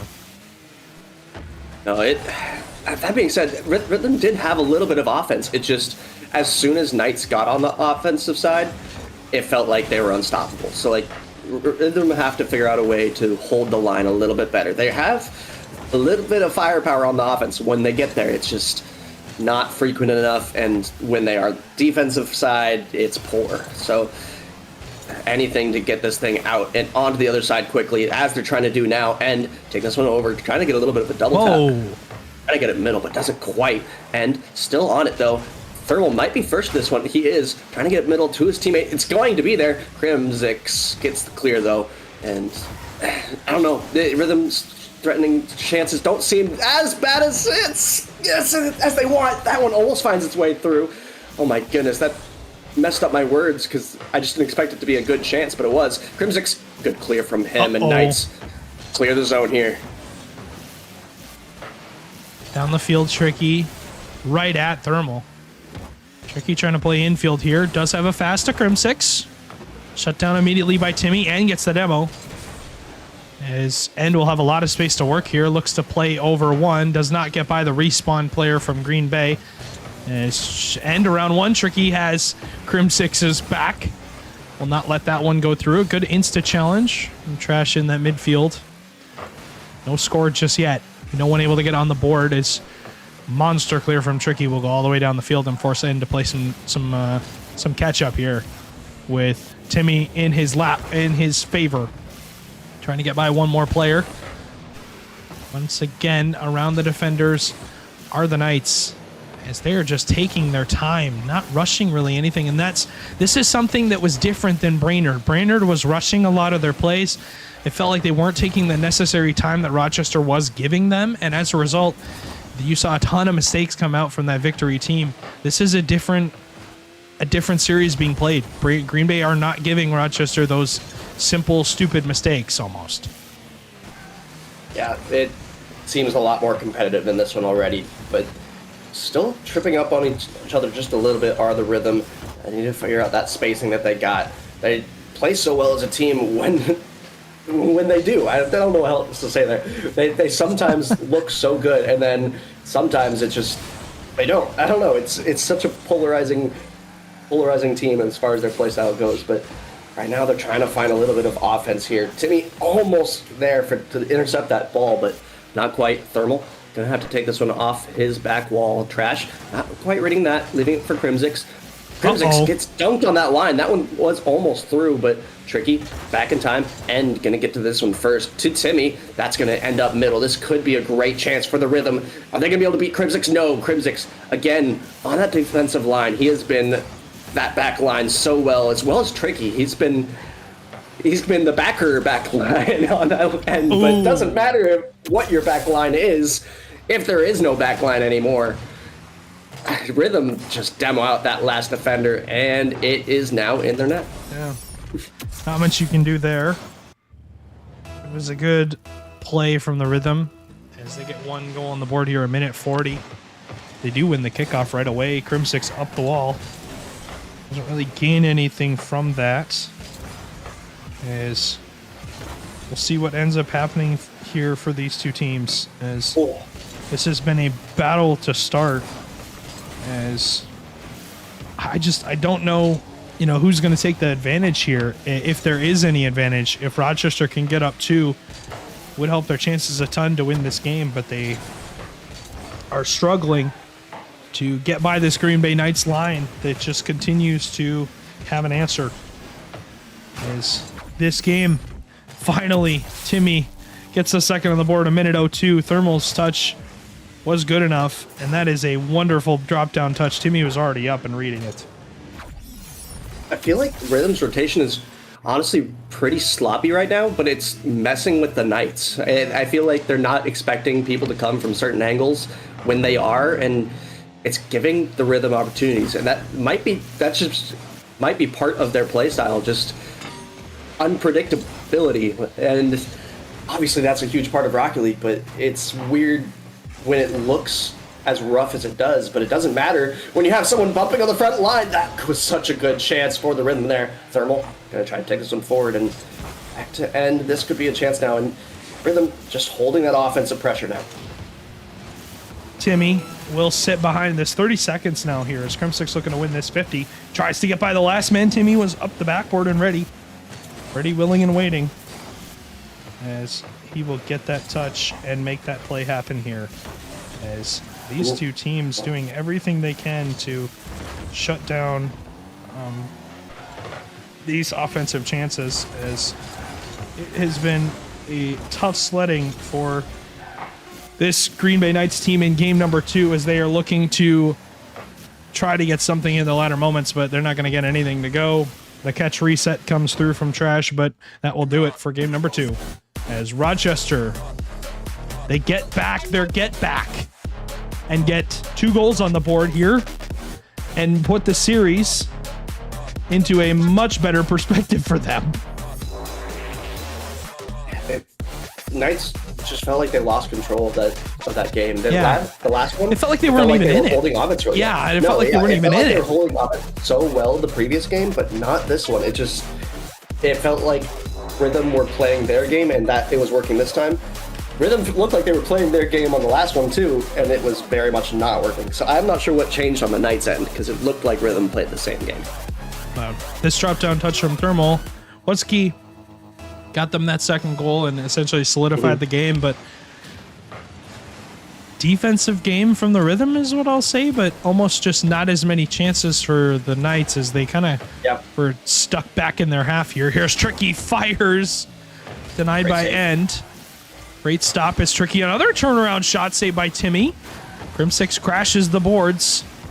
Tries to stay with the ball, but ends up losing control of it as that one's down the field. Tricky will have the save, but he loses control of it. And End is there to get the lead for the Rhythm. I don't think Trash realized just how awkward Tricky was. He couldn't go for the squishy there. He had no time to do so. It would have been really hard to read the hit, but he had to play the hit that his teammate was going for there, and ended up going in the net. Poor touch into not realizing there was about to be a poor touch leads to a goal for the Rhythm, and they're starting off well again in this one.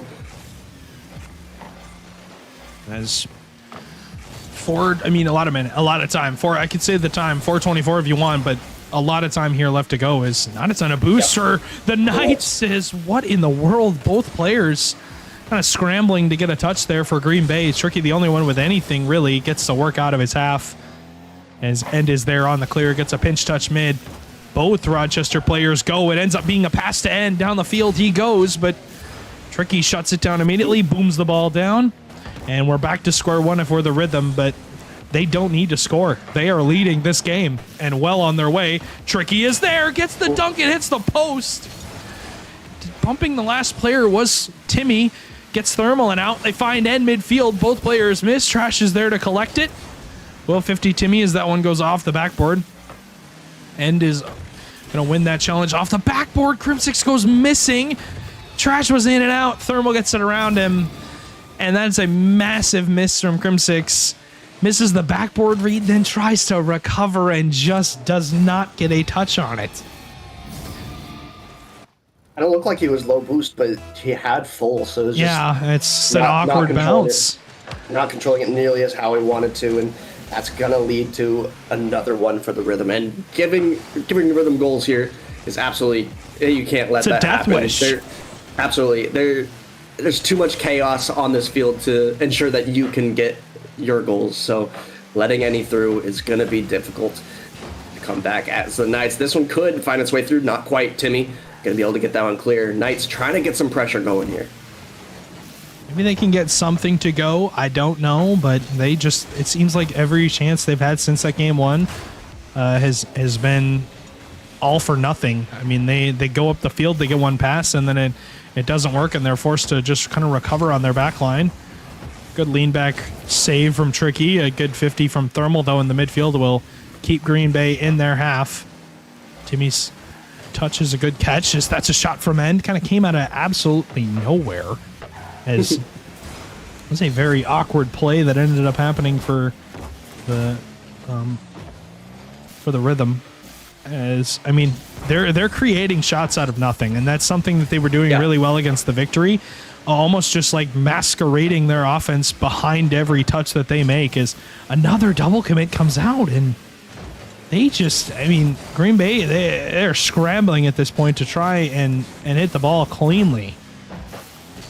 Rhythm just seem to be so much more comfortable in the uncomfortable situations. They seem to be causing chaotic plays so frequently, and Knights are just struggling to deal with it. Any sort of weird touch is creating mistakes from the Knights, and Rhythm capitalize on it so frequently that the Knights are struggling with it. Trash is going to try to get something going here for his team, but all he could do is take it to the sidewall and get a little pinch, and then possession ends up back in the Rhythm's hands. Timmy going to get a 50 here in front of the net, but big dunk does give Knights a little bit of a chance on the offensive side here. Good pass to Crim6. The shot's there. Timmy on the respawn almost put a hand up, and that could have been good, but just was not able to get anything to go there. As I mean, he gave it a good look, but ended up falling flat on his face, as was not able to get anything to go there. But regardless, it has been a tight series. That one, though, a good get-back goal from the Knights. So are able to gain some confidence back. You know, they're able to get a goal on the board, as that one almost tied the game. Man, they you know, doing everything they can, but just are not able to get something to go through here, as it has been a tough sledding for these two. Timmy going to be going up for a solo play here. Gets Denwood for his efforts.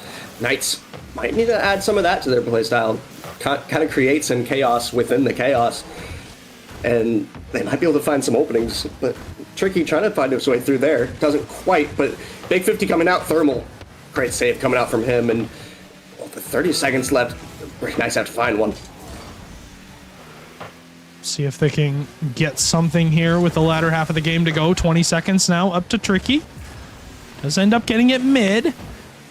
Crashing player from Rochester didn't end up going, but Trash has no boost. Goes right out to Tricky off the backboard. Ooh. There's Crim6. He doubles it off of the post. Somehow, some way, the Knights have tied this game, as I have no idea how Crim6 scores that.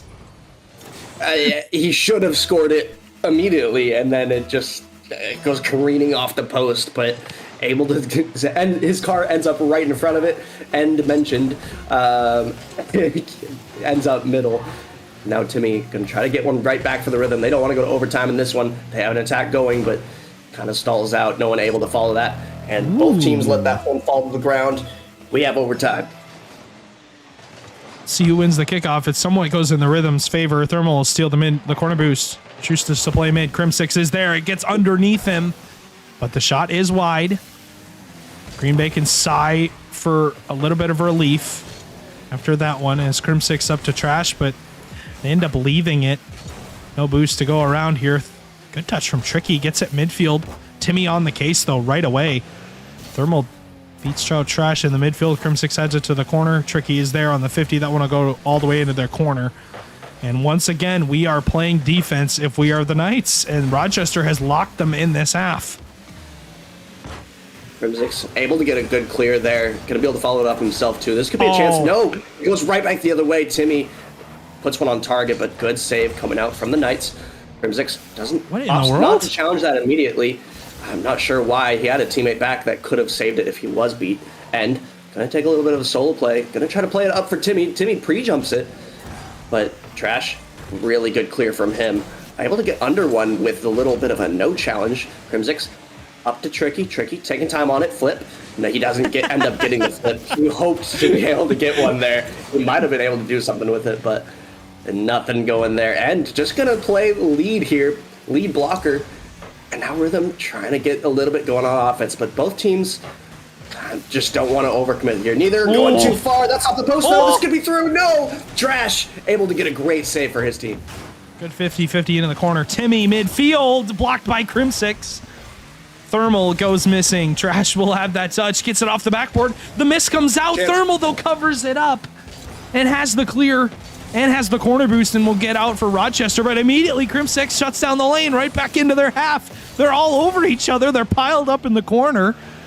Is that one into the blue corner now for the Knights is booming clear from Crim6. Timmy plays to the wall, plays a double, gets a good touch, and saves his team some time here.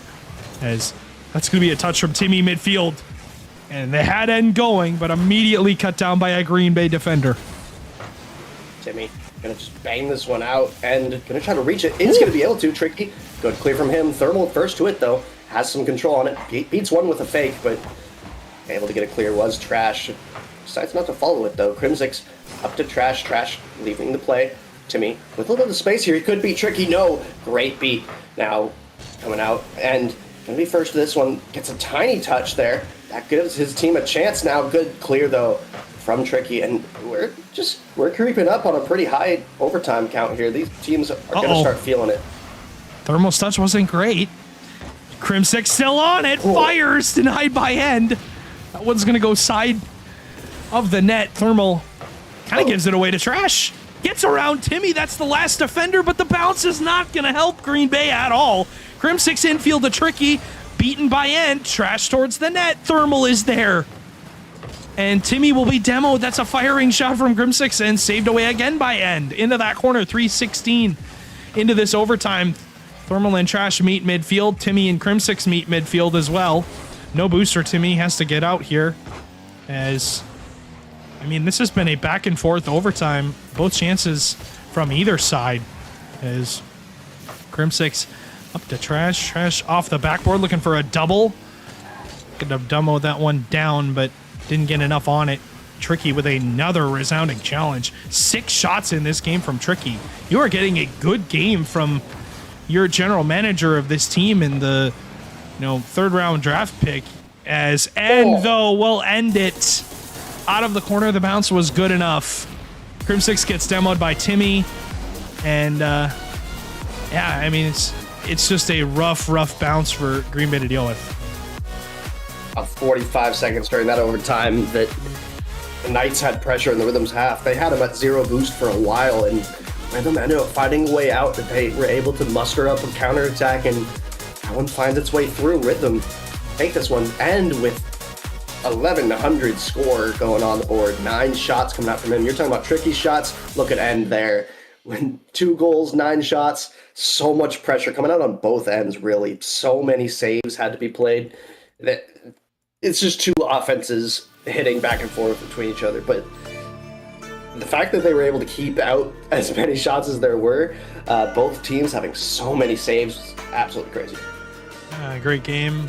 Obviously, Crim6's last second tying goal, and then in the overtime, though, Rhythm do end up winning it as they're able to get that shot from end into the back of the net. And now we go to game number 4. 2-1 advantage for Rhythm. Green Bay, though, I think will have a rebuttal in this game. I feel like they're going to get back to what they did in game 1. They have to figure it out at some point because this has been rough sledding for them as of late. They put up 5 in the first game, and then since then have struggled to put more than 2 on the board. Yeah, I'm also curious if either team realized that they even have timeouts, because they do. Best of 7s in MCS, we always have those timeouts available, and I'm surprised Knights opted not to take them. Sometimes teams just kind of get in their rhythm, pun intended actually. But this one, man, Rhythm trying to keep this one going on the offensive end, and both of those opportunities just barely get saved away by the Knights. Somehow Tricky was able to keep that one out, as end will have that towards the net. Crim6 on the catch. That's a good first touch, gets a good second touch, stays behind the ball. Huge miss, I think, from Timmy. End was last back. Crim6 had no boost and hits it. Doesn't make even contact with it, as Trash will hit that one to the corner. End all over the ball. Shut down by Trash. We'll play that one forward. Does get a 50-50, but Tricky was not ready for it. Thermal off the backboard. Gets one more touch. Open net for Timmy, and that is a rough bounce for them to deal with is, yeah, Crimsix just gets dunked. He cuts the play, but doesn't get any momentum going, doesn't gain any ground. And a minute, just over a minute here into this game number 4, excuse me. And Rochester has the early lead once again, as they're going to once again play ahead. That was a great pass from, wow. Oh my goodness, great pass from Thermal in that previous one, but this one just sneaks its way through. Thermal kind of opt to leave that one. Very smart play. If he hits that, the defender might be able to get there in time, but the fake works out and slots it in through the top of the net, really, off the crossbar, and they're going to extend that lead, and prediction of Knights making it look like game 1. Whoa. It's absolutely not happening, but maybe Trash able to get one away here and maybe stopping a little bit of momentum that Rhythm have been building up. Excuse me. Great touch from Crimsix. A great overall play from the Knights into that corner. They collect the ball together and make a decision on who is doing what shot. As End gets dunked on his backline, gets a reset around Tricky. Timmy blocked by Trash. He pre-jumped it. Tricky blocks Thermal's touch. That's going to bounce straight to the ceiling, but nothing ends up happening from it, as Green Bay kind of got away with a very, very sketchy defensive stand there. Rhythm, they really wanted to put that one away, but luckily for them, they still have the lead. Lots of time left, though, for the Knights, and they absolutely would have loved to extend that lead there. Tricky kind of just bang this one over End. End might struggle to read it. He does. Thermal, though, cleans up the clear and kind of try to get this one all the way out to his teammate, but no contact made. Timmy, right back to End. That one almost sneaks its way through off the post. That would have been an incredible play by the Rhythm. Thought that was going to go there. Trash up to Tricky. Tricky gets somehow demoed by End. I don't know where that came from. Oh my. As Trash will win that and tie the game with 2:35 to go. A lot of time here as Timmy and End kind of just get lost behind the ball, and a dunk comes in on the challenge. And that came out of absolutely nowhere. As what in the world happened on that? Just the smoke screen in front of End made him miss it. Timmy tried to control it, didn't realize that there was such an early challenger, and it just ended up in the net. And that, unfortunately, it's going to be the tying game now for the Rhythm. And going to try to get this one forward. Doesn't quite. Trash trying to beat that last defender. Might have a chance to. This could bounce scarily, but Timmy with a great follow-up is going to be able to get that one out. Falling on Thermal, though, makes it a little bit awkward. Timmy trying to continue the awkwardness, but Thermal has to get back to this. He will, just barely. Knights would have loved to get that one. Yeah. I think that would have been a huge goal for them to turn the tide in this series, turn the momentum around, because since that game 1, have not had the same offensive stand, have not had the same offensive chances. And they need to get a couple easy ones. So far, a couple of challenges that they've done, that they've made that have gotten them some goals, but they haven't had any really simple, passing plays that have been clean and cool, I guess you could say is what the word that I'll use. But, heck, they're doing the best they can here with, playing a Rochester team that is coming off of a win, and a resounding one at that, against a good Brainerd Victory team who have been fairly consistent all season. As that one's going to go off the backboard. Tricky.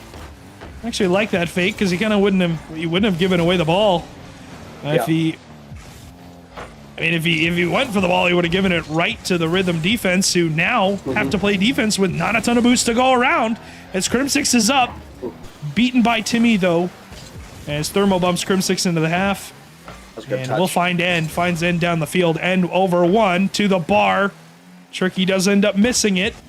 Thermal collects, decides to shoot, but that is not going to get it done. You got to get a lot more on it, my friend. Rhythm holding some pressure now on the offensive side, but Demo might relieve some of that. Trash going to try to get this one forward for his team, but not going to be able to. Timmy easily first with it. Thermal trying to get this one back middle to Crimsix, though. Has lots of space. Trying to play it down to Tricky. Cut off by End. Rhythm trying to get some more offense going here. There's so much space given. Crimsix somehow ends up first for that. I don't really understand how, but Timmy gonna go up solo here. No teammate in the area. Trash easily able to clear that one out. Tricky. 0 boost here. The opponents don't know that though, and that almost finds its way through. Knights trying to get a 0-second goal there, but they don't. We have overtime again. Huge stand from Rochester there.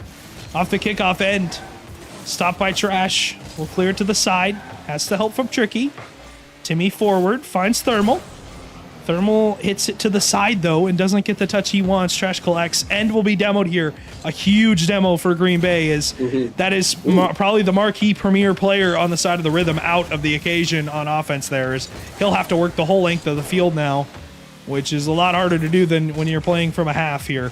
30 seconds. Thermal off the backboard. Tricky 50'd into the corner. From 6 up, uncontested. End goes missing. Getting a little sketchy here of the Rhythm, as they almost gave up a 0-second goal there in the latter half of this game, as a huge save came out, and another stop comes out from Crimsix here, wins the 50, gonna go all the way down, but there's Thermal at the midfield line to keep up the pressure. A minute into this overtime, and this Rochester Rhythm team, they are really reeling at a win here and going up 3-1 in this series. That would be so huge. Going up 3-1 versus having a tied 2-2 series is such a big difference. To take the two game series lead is such a huge difference. So Rhythm absolutely want this one, but Knights cannot allow it to happen. Crimsix gonna try to get a double here, able to get it middle, but no teammate ready for that one. Timmy going for a solo play, runs out of boost though, doesn't quite get the flip that he was looking for. Trash not quite able to meet End in the air. And oh, what a touch! This is going to be really dangerous now. Knight's going to try to get some through. Timmy, great save for the Rhythm. Crimsix playing it to the side, trying to keep some pressure up for his team, but Trash is going to be beat to this one. But no, big dunk coming out now. Knight's going to be able to hold some pressure here. Crimsix, first of that, no, End beats him out. Off the backboard here. Tricky for the shot, for the win. Doesn't quite get it. Timmy going to be able to press this one forward. Rhythm, solo play now from End. This could be a great chance, but the flip reset doesn't quite get what he was looking for there. 2-10. Thermal for the win, denied by Crimsix. Tricky around the last defender, but End has full boost here. Should be able to work out of his half. End does. He is up very high. Gets a reset towards net. Crimsix and Trash combined. Trash has the clear. Right to Timmy, but that is not a great touch. Tricky towards the net. That's going to do it. And Timmy's touch got away from him. And I don't think I think he thought he had somebody back and was not there in time. Game number 4 goes to the Green Bay Knights as they tie the series up at 2 games apiece. And they had to work for that win. Yeah. Especially on the offensive half and the defensive half. Trash has 8 saves by himself. Holy cow.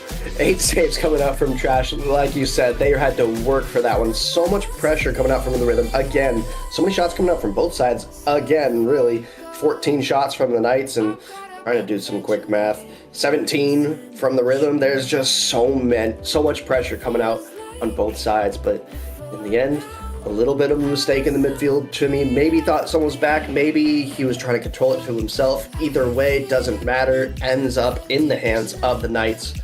And they get that one.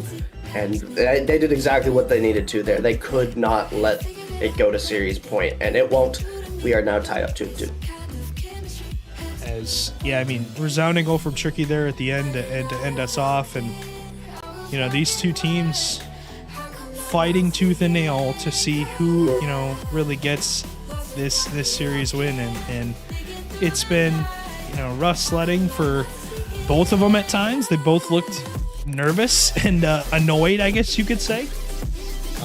But here we go into game number 5, as we'll see if Rochester can get back to their winning ways and shut down Green Bay's offense. But I believe that was another comeback win on the Rochester Rhythm, as they, I think, scored first, if I'm not mistaken. I believe so. I'm honestly forgetting entirely, but I think it was a 2-0 lead. I think so. There was definitely a 2-0 lead. I can't remember who had it, but it sounds cool if it was the comeback, so I'm going with it. Trash going to try to get this one forward, and he's going to be able to. This could be dangerous. Good clear from Timmy. And the offensive pressure from both teams it has not stopped. We're just staying in one offensive side or the other. There's almost no midfield play right now, which is really entertaining to watch, Stewie, but man, it's a little bit of midfield play could go a long way for either of these teams. Flip reset from end, blocked by Crim6. Really all three defenders from Green Bay required here to make some saves and some plays happen. As that one's going to bounce really awkwardly for Timmy. Good ceiling pinch. Gets it back. What a back pass from Tricky to Crim6 on the respawn. Calls out the side he was going to be spawning on, and Tricky was on top of it here. What a pinch! Holy cow! That one goes all the way down the field. So These fast. two trying to pinch everything here as Ed gets around the last defender, and yeah, Crim6 was not expecting that pass. 1-0 rhythm. That's how it goes in, Stewie? I don't know. It's just a simple overcommit. It comes out of absolutely nowhere. Well, Rhythm take the lead in that one now, and that's going to be a huge goal for them. They needed to start off right in this one because after letting that lead slip in the last game, they really want it back. Thermal gonna get a good clear there, but Tricky gonna be first to this one. They're trying to get this one going. Triple commit. This could be an opportunity now for the Knights. They cannot do that on the defense. The Rhythm, they triple commit, and that's as long as someone finds that angle. It's just Gonna be a goal. I mean, a majority of the time. So yeah, it's gonna be really, really hard to not give up a goal there when you send 2-3 players at a ball that really isn't as threatening as you would think it is. Yeah. See what ends up happening here for the latter half of this series. Second semifinal up next. KC waiting in the wings with St. Cloud. As St. Cloud took down Duluth, a massive win for them. Got them to land and got their hopes up. Fusion Bleach and Wolf return once again to MCS LAN. As those two looking to spell a drought since their Season 7 matchup way back when in St. Cloud. As we'll see, you know, what they're able to get done in their next semifinal. I know they're playing a beaten up KC team that did take down the Maulers 4-0, but it really wasn't a 4-0 on paper. Most of the games were close, and could have gone either way. It's a shot from Thermal. I think his challenge goes wide, as that one's going to bounce right back at Thermal. Only 20 boost here. It's round one, but Tricky right behind the offensive player from the Knights. This game tied, and it's a swing game. This one has to go in the favor of either of these two teams, as that 50-50 from Trash once again will go back in favor of the Knights. Infield for End. He's there. It's a 2-1 advantage now. End's got both goals for the Rhythm. Solid team play coming out from the Rhythm. This is the first goal that's really felt earned from either team. Both the previous ones were just mistakes, and Rhythm finally finding that difference, finding that team play, seeing the 50 coming out on that back wall, and puts that one away. Rhythm with the lead now. They're trying to find some sort of game here. They're trying to beat the players on the Knights here, and they're finding ways to do it, but as long as these two teams don't start beating themselves, and that one might find its way through, not quite, and is just able to get that save going. As long as that teams aren't beating themselves, we have such a good series on our hands. There's so much pressure, so much offense. It's so entertaining. Yeah, I mean, a minute 30 left to go still here. A lot of time left for the Rhythm to get one more on the board here. Thermal towards net. That one going to go wide. Crim6 collects, but immediately on the case is Timmy. And to the backboard. Looking for a double. Thermal is there. Hits the bar. That could have been a huge goal for them. As you have to remember, Green Bay tied the game late in Game 4. Looking to do it again in Game 5 here. Someone's going to go mid. Trash had no boost. Eats a demo from Thermal. Timmy with a pinch. That one's going to go into the corner. Crim6 with a clear down the field. Tries to find Tricky. Gets a miss. As Trash gets a piece of that. Might be a lined up touch here for Timmy. Looking for a double. Lines it up. Saved by Tricky. Crim6 fakes out one. Gets that one towards the net. Two players from Rochester commit. As Crim6 will pop that one up. Looks to bump end off the ball, but can't do it. 35 seconds now. Trash skies that one. Thermal all over it, but kind of passes it right back to the Knights, who are trying to play some possession here as they need to get Rochester to go for the ball, much like they did for the first goal. And they are not succeeding at it as they're going to have to regroup and somehow get another chance here. As what a resounding pinch. Timmy's last back. That's an open net. Trash is on the case. What happened here for the Rhythm? I think they had so much faith that they were going to hit it or something. Man. Oh, just it works as a fake. Thermal's not far enough back to clean it up, and they have a tied game. It is series and game 2-2. Only 11 seconds left in this one right now. Are we going to go to overtime again, Stewie? Big miss from Timmy. Trash 50s into the corner. Crimsix an open net for the win. Shoots it wide. It's tricky to the corner now. Trash gets a dunk. Crimsix has a shot. It wins game 5 in 0 seconds. He misses the first, but he hits the second. Beautiful shot coming up from Crimsix. Has to get it over 2 defenders and does.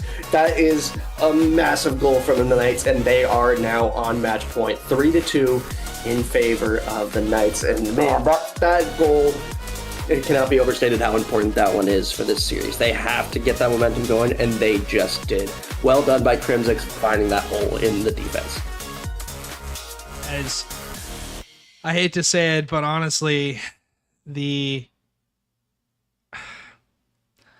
this Rhythm team, they played 4 minutes and 59 seconds of a pretty darn good game. I mean, yep. All the way up until the last couple of seconds, they gave up a late goal again. They don't even lose this game in OT. They lose it at 0 seconds. I mean, that just cannot happen. That is a breakdown mentally and defensively for this Rhythm team. From 12 seconds to 0, they had allowed 2 goals to go goals. through. Yeah, you just can't do that. No. So Rhythm have to find a way to bounce back. They did early in the series. Obviously, it was a bigger bounce back early. They got destroyed in game 1, but now they have to find a way to get those close ones to go in their favor. Or they can just destroy the Knights. Well, that would obviously be preferable. Yeah, and go to game 7. Yeah, but if they're going to have some close games, they're going to have to find ways to win them, and right now, the Knights are coming away with them, and that's so huge for them. Crimsix going to play it back to his corner here, and going to try to get this one out. And again, so much offense coming out from both teams. So both teams are having to make so many saves. And I feel like Rhythm have to find a way. Both teams still. Both teams are playing a similar game. Both teams have to figure out a way to stop the pressure before it comes through. And right now, there's so much pressure from the Knights. Good clear for the Rhythm. Pass mid for Trash. Crimsix is there. As Green Bay look to win this series and go to the grand final of the major. It's unfortunate that 2 of their players won't even be able to make it. It's crazy. It sucks because we're going to likely be seeing, if they do win it, we're likely going to be seeing Tricky and 2 subs, which is unfortunate, but what a shot by Tricky. Maybe he can become an X factor for his team. Trash off the backboard. Where's Crimsix to follow up? He smacks it wide. And I mean, overall, Green Bay have had a great league play. Started off, we're one of the top 4 teams in the league and have been since then. And these are, if they win this series, these are some big points to pick up. Obviously, they are in a decent slot right now, and with Brainerd out of the tournament, they can only extend their lead on Brainerd. And I mean, granted, land seeds are land seeds, but I mean, hey, if you're beating teams, they're going to be less likely to pick you in their group clash. And we saw that yesterday with Challenger, the 50-50 directly to Tricky out front of the net from Crimsix. And that is a 1-0 lead for the Knights. And seeding is still important if you're fighting for those top 2. Deciding who's in your group can be massive, pivotal, because you will play better against some teams than others, and you get to choose who you're playing. So being in those top 2 can be very important.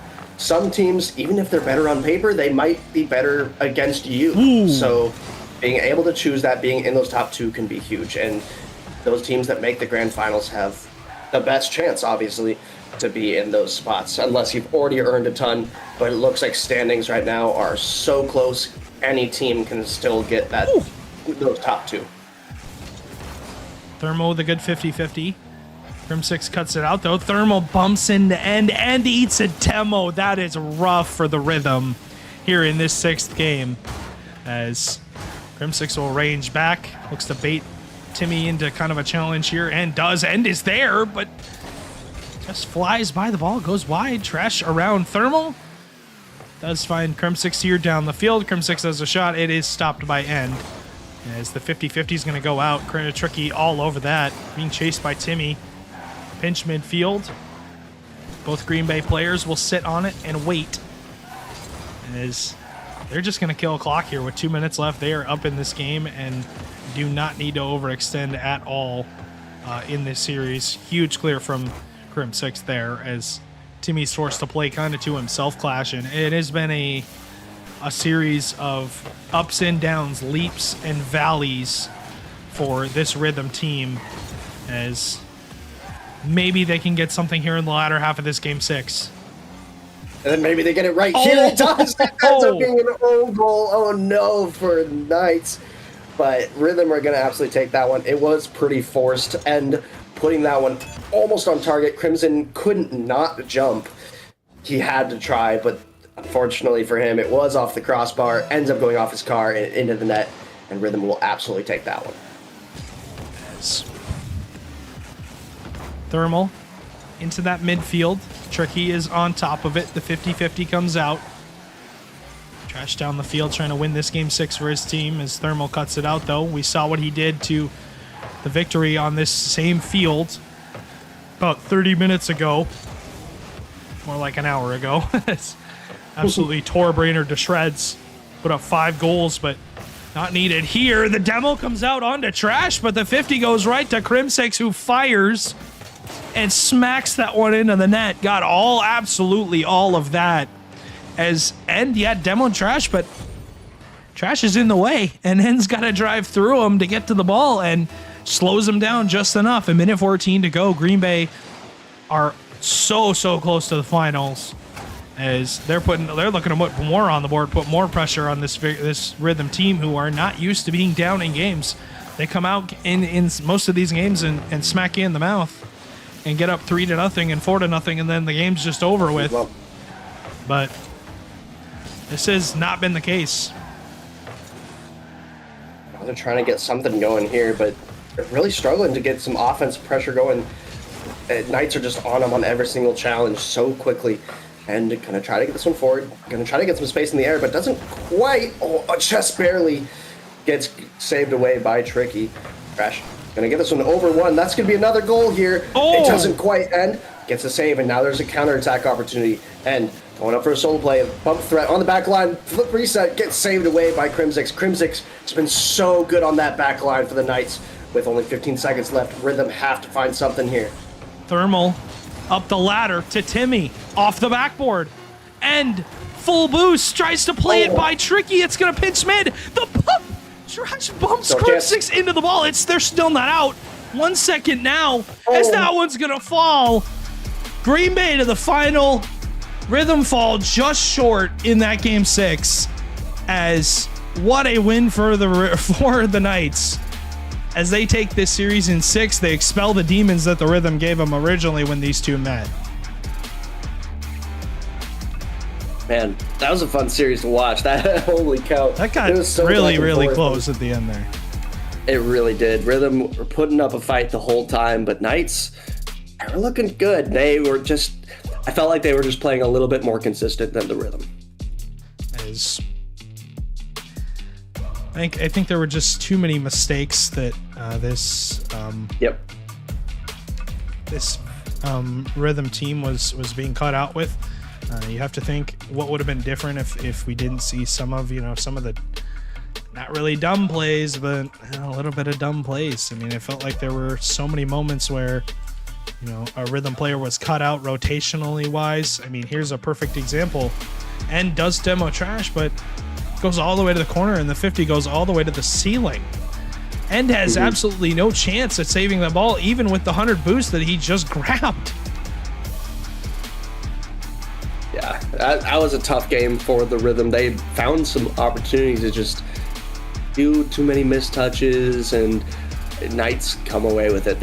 I felt like they just played a more consistent game. Crimson, especially on that back line, was doing so much and keeping his team alive there because Rhythm were putting on the pressure. Both teams putting on the pressure the entire time, but it came down to who had the better defense. Knights had it. And they were able to get this one in 6, find their way in the grand final without being able to play their full roster going into the grand final. It's gonna suck for them, but you'll take the points that you're getting. You're still getting 40 Absolutely. points. You're getting a ton.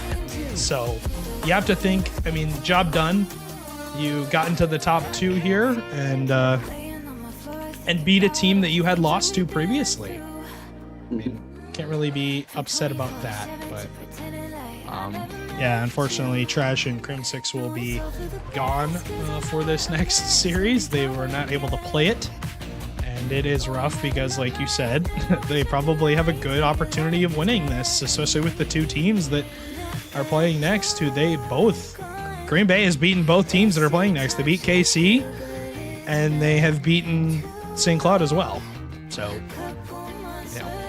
always rough, but not much you can do if you are the Rhythm there in this series. But it was a fun one. It was a fast one. It was furious. It was interesting in some moments. There were some very, very goofy goals that we did witness, Clash. But I mean, that's almost a namesake. Like we're always gonna have that. You know, there's always gonna be some fun ones. But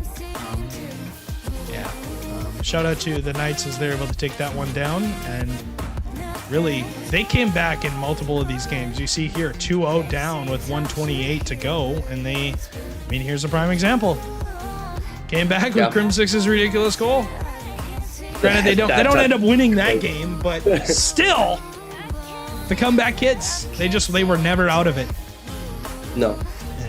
And rough for sure. And they look pretty good while doing it. I would love to see them in the grand finals again, but again, the roster is going to be changed a little bit. We'll see who ends up subbing in for that one.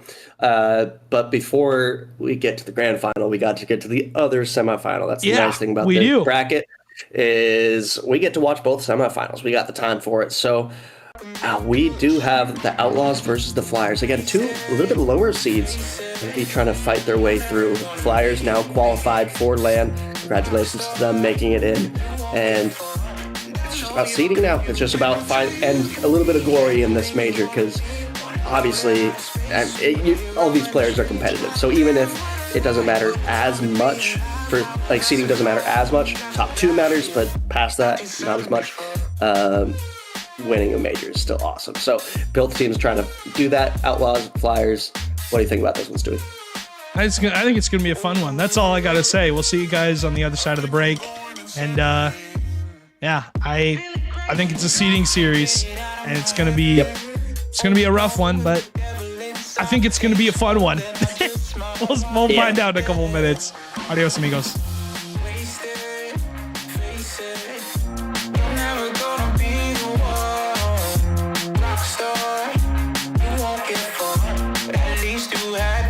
Tell you can be anything you wanna be, a king or a queen, as long as you got a dream. Oh no, it's a lie. They just wanna take your life, try to tell you it's a battlefield. People tell you can be anything you wanna be, wanna go to outer space, superhero in the streets. Damn, what a lie, what a time to be alive. How have I survived? Life's a battlefield. 1974.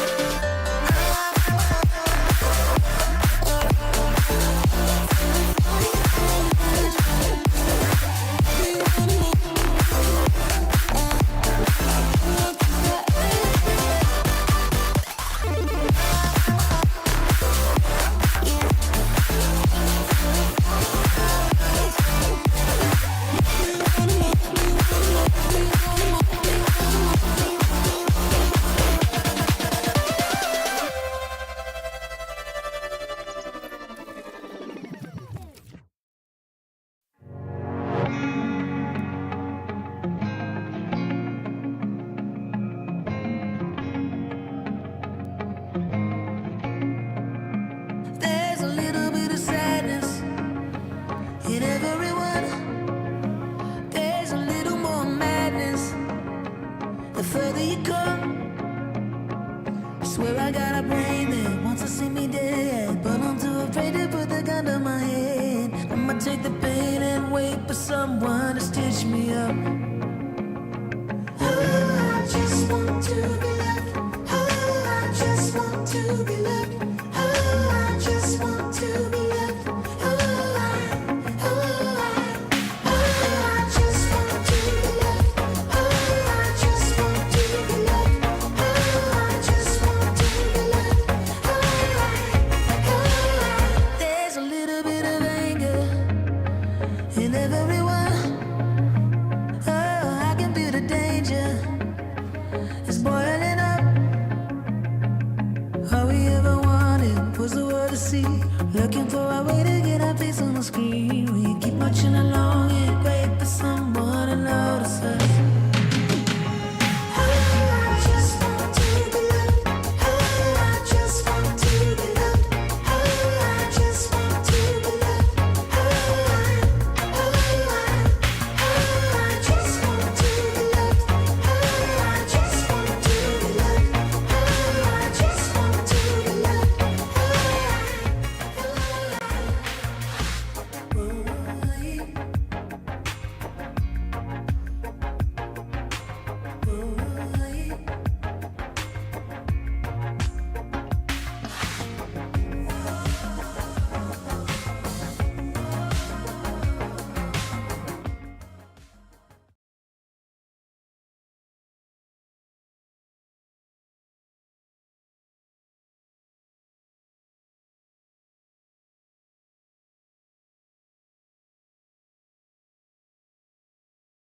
Welcome back, everybody, to some more MCS Clash, joined with K-Tool, and we're getting into this next round, this next semifinal, and we have the Flyers versus the Outlaws.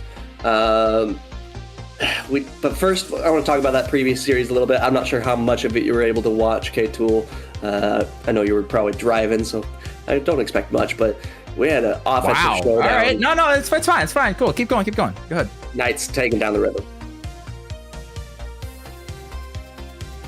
Yeah, no, should be interesting. You are correct, though. I got to see, unfortunately, absolutely zero of it besides the night. Join this one, but like we said, we're gonna have some fun going into this next one, seeing who's gonna be taking this one. But Clash, I know you've got a little bit more experience in terms of understanding exactly what these teams went through to get to this point, and now they're only 4 wins away to make it to the finals. Yeah, only 4 wins away. St. Cloud Flyers absolutely needed the win in the previous series. They were able to get it. Now have their spot at Land Outlaws already there too, and these teams now just fighting for seeding. Neither team is going to be able to get top 2 with this win here, but making it into the finals will give that opportunity. And top 2 K-Tool is huge. You get to decide your own groups. We'll go with snake draft, just picking and choosing who you're going to be playing against at Land, and that's going to be so important. Yeah, it's going to be huge, especially just kind of knowing, how people did in, obviously Swiss getting into top 8, how they did in top 8 is going to be a big indication on, what do we think these teams are going to do during LAN. Now, granted, some teams have kind of proven to be more of a playoff team, a little bit more of a LAN team in the past. We definitely know some players tend to step into that spotlight and tend to excel when the pressure is the greatest. So I think we'll have to, obviously get there when we get there, but I think that's definitely going to be a factor when, like you said, these top 2 teams are deciding who they want to face off on the tournament stage. Yeah, but obviously we have some really high performers this tournament. We're going to be deciding an MVP throughout it, kind of just watching players, seeing how they're doing. But we had a couple MVPs in the Rising Star and Challenger. We got to select one here, but we're going to wait until we get into these next matches before we do that. But predictions for this one, K-Tool, it's going to be a pretty good series. Who are you taking in this one? You're going to throw me on the spot here? That's fine. Understandable. Honestly, though, if I kind of had to break it down, I mean, I'm looking at these 2 teams. Obviously, they did very good going into the playoffs here between the Flyers and the Outlaws, though. I do kind of want to. I don't know if I think it's a decent of an upset, but I do think the Flyers are going to take this one. I think they had a little bit better of a. I mean, both were going into this 4-1 and a 4-0, so then both teams weren't really challenged in the quarterfinals. But I do think that the Flyers are going to take this one for the reasons being I have none. I just like the logo. I'm not going to lie. I think you're right in saying it's a little bit of an upset, but I think I gotta go the Outlaws here. I believe do they have their full roster, or is Haz playing? I'm looking up. Haz is playing instead of Masai. Okay. It's not a huge sub, but Haz is still high quality. I think with that sub coming in, it's going to be a little bit more even, and I think this could be really competitive. I'm still going to go Outlaws, but it very well could go the distance. I'll take it in 7. Yeah, like we said, obviously with being a sub, it is going to be definitely different. Obviously, you don't necessarily want to see that. However, they did get a pretty dominant 4-1 win again against the Superiors, which was the 3rd seed. So that was in alone a huge upset. So I think that is going to give them a lot of confidence and say, hey, there's no reason we can't just win again. I mean, if you can win in the quarters, why not do in the semis? Why not the finals? Versus, the Outlaws. Yes, they did play against that 8th seed and they did dominate 4-0. So both teams coming in strong, and we see Pink getting an early goal, not even 30 seconds into game 1. Flyers starting off right here. Has a little bit of a mistouch. Night Fang trying to get a good clear, but the combination of them two really just made it worse. And Flyers starting off right. Yeah, I think it's going to be, I do think it's going to be a battle. I mean, we saw in the quarterfinals how offensively juggernauts these teams are. I think it is going to be a little bit, chaotic here and there, but I think just with how high caliber these teams are and a little bit nervy, I think the defense is going to struggle a little bit, and I do think we are going to see some crazy high scoring games. Game 1, I'm expecting like 10 goals on the board, and then of course game 2, for whatever reason, then we'll go to like a 0-0 overtime. That's how these games works. We don't know why the Rocket League gods work that way, but that's just how it works. Yeah, it's always a ton of goals or very few in these first ones, but I'll see which ends up being Haz. Gonna try to get some control on the quarter here, but Fusion easily able to beat him. Flyers gonna try to press him forward. Not gonna quite make contact, but it works better for his team because now they're gonna be able to maintain some pressure though. Night Fang, big clear coming out. That could have just been on target, but not quite. That almost finds its way through. Night Fang to the middle to Haz, and we have a tied game. Yeah, you saw such a pinch here from Night Fang. I didn't think he'd be able to actually get that up and over the last defender. A pinch is so weird. I don't blame Pink at all for being able to not read that one, and Haz obviously with the easiest tap in of his life as they do get the tying up goal about a minute later. So now we're about a minute and a half into this game. We have seen some good offense here and there. I still think that it's going to come down to what team can control the boost, especially, again, we haven't seen anything too crazy mechanical. I know we're pretty early into this one, but I do think it's just going to be who's there and who's going to have the resources to just constantly get shot after shot after shot. No, I could be wrong. I could be misjudging people's playstyles. I don't feel like there's any super mechanical players in this lobby. It's going to be a lot of low challenges, a lot of 50s. I mean, I don't know. We're spectating, so just saying. Yeah, exactly. But I expect it to be a bit grueling on the lower side. I don't expect any crazy flip resets going on, but just solid Rocket League Fusion trying to prove me wrong, instantly trying to do something a little spicy off the backboard here, but works out as just a pass. And couldn't quite get the Devo touch, but I appreciate him going for this one. But either way, we do see Pink cleaning that one up, and that is going to be the 3rd goal of this game 1. And again, just a back and forth battle, throwing punches. Still waiting to see kind of the play styles of these teams really get drawn out and try to understand, okay, what are we going to be expecting here? As we saw 4 players committing for that ball. We see a pass back here, but this might be dangerous as Night Fang does Joe for that one. Has back with 0 boost, does take control for us. Actually, just ends up booming that one. I thought he was going to drop it, but 0 boost, didn't want to risk that one. As Wolf now throws this to Pink. Pink up and over 1. We see a double commit, but it does pinch successfully to the side. Well, Red now opting to go for this one. Doesn't have a lot of boost, just going to hit it once and leave this one. No second man able to follow. Pink trying to get the touch. He does get it high, but a good read again. Both teams not afraid to commit, and a super aggressive first man. Right, trying to get the clear out for his team here. Fusion Bleach able to beat the defenders here. This is going to be an awkward situation now from the Outlaws. Wolf first to it, trying to beat Gray, and he does. Night Fang very awkward on the back line, but somehow squeezes that against the post and gives himself some control. Now Gray going to be on the offensive side, decides not to go. Has Gonna try to keep this one going, and that was gonna be a miss. That almost just finds its way through. This is still a chance for the Outlaws. It doesn't quite make its way. Could have maybe faked there, but it doesn't quite go through, and now they're still trying to keep this one going. I don't know how Outlaws are still on offense. Again, it's managing the boost. They've done a great job of making sure to steal the corner boost, get the mid boost. But in the end, again, we do see the Flyers getting a good clear downfield. But again, the Outlaws had pressure for a good 45 seconds. Couldn't find the tying goal. Could not get that touch there.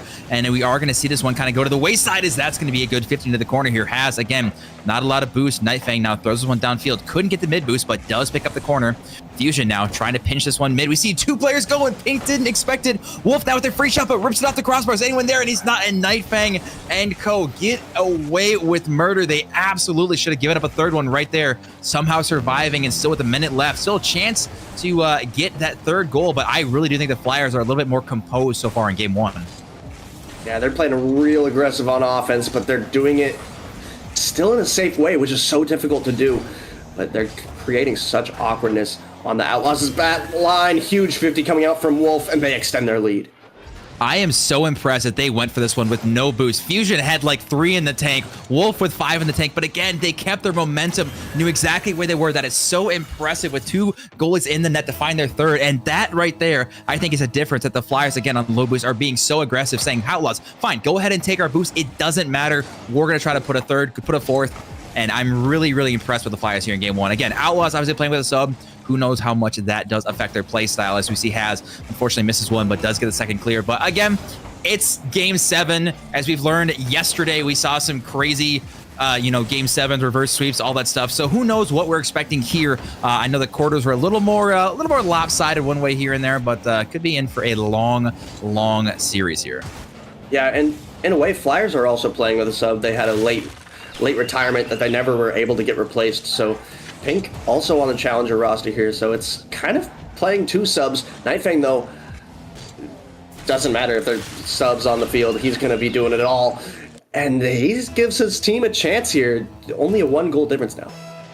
Yeah, 1 goal. We'll see with 10 seconds left. Do we see any kickoff shenanigans?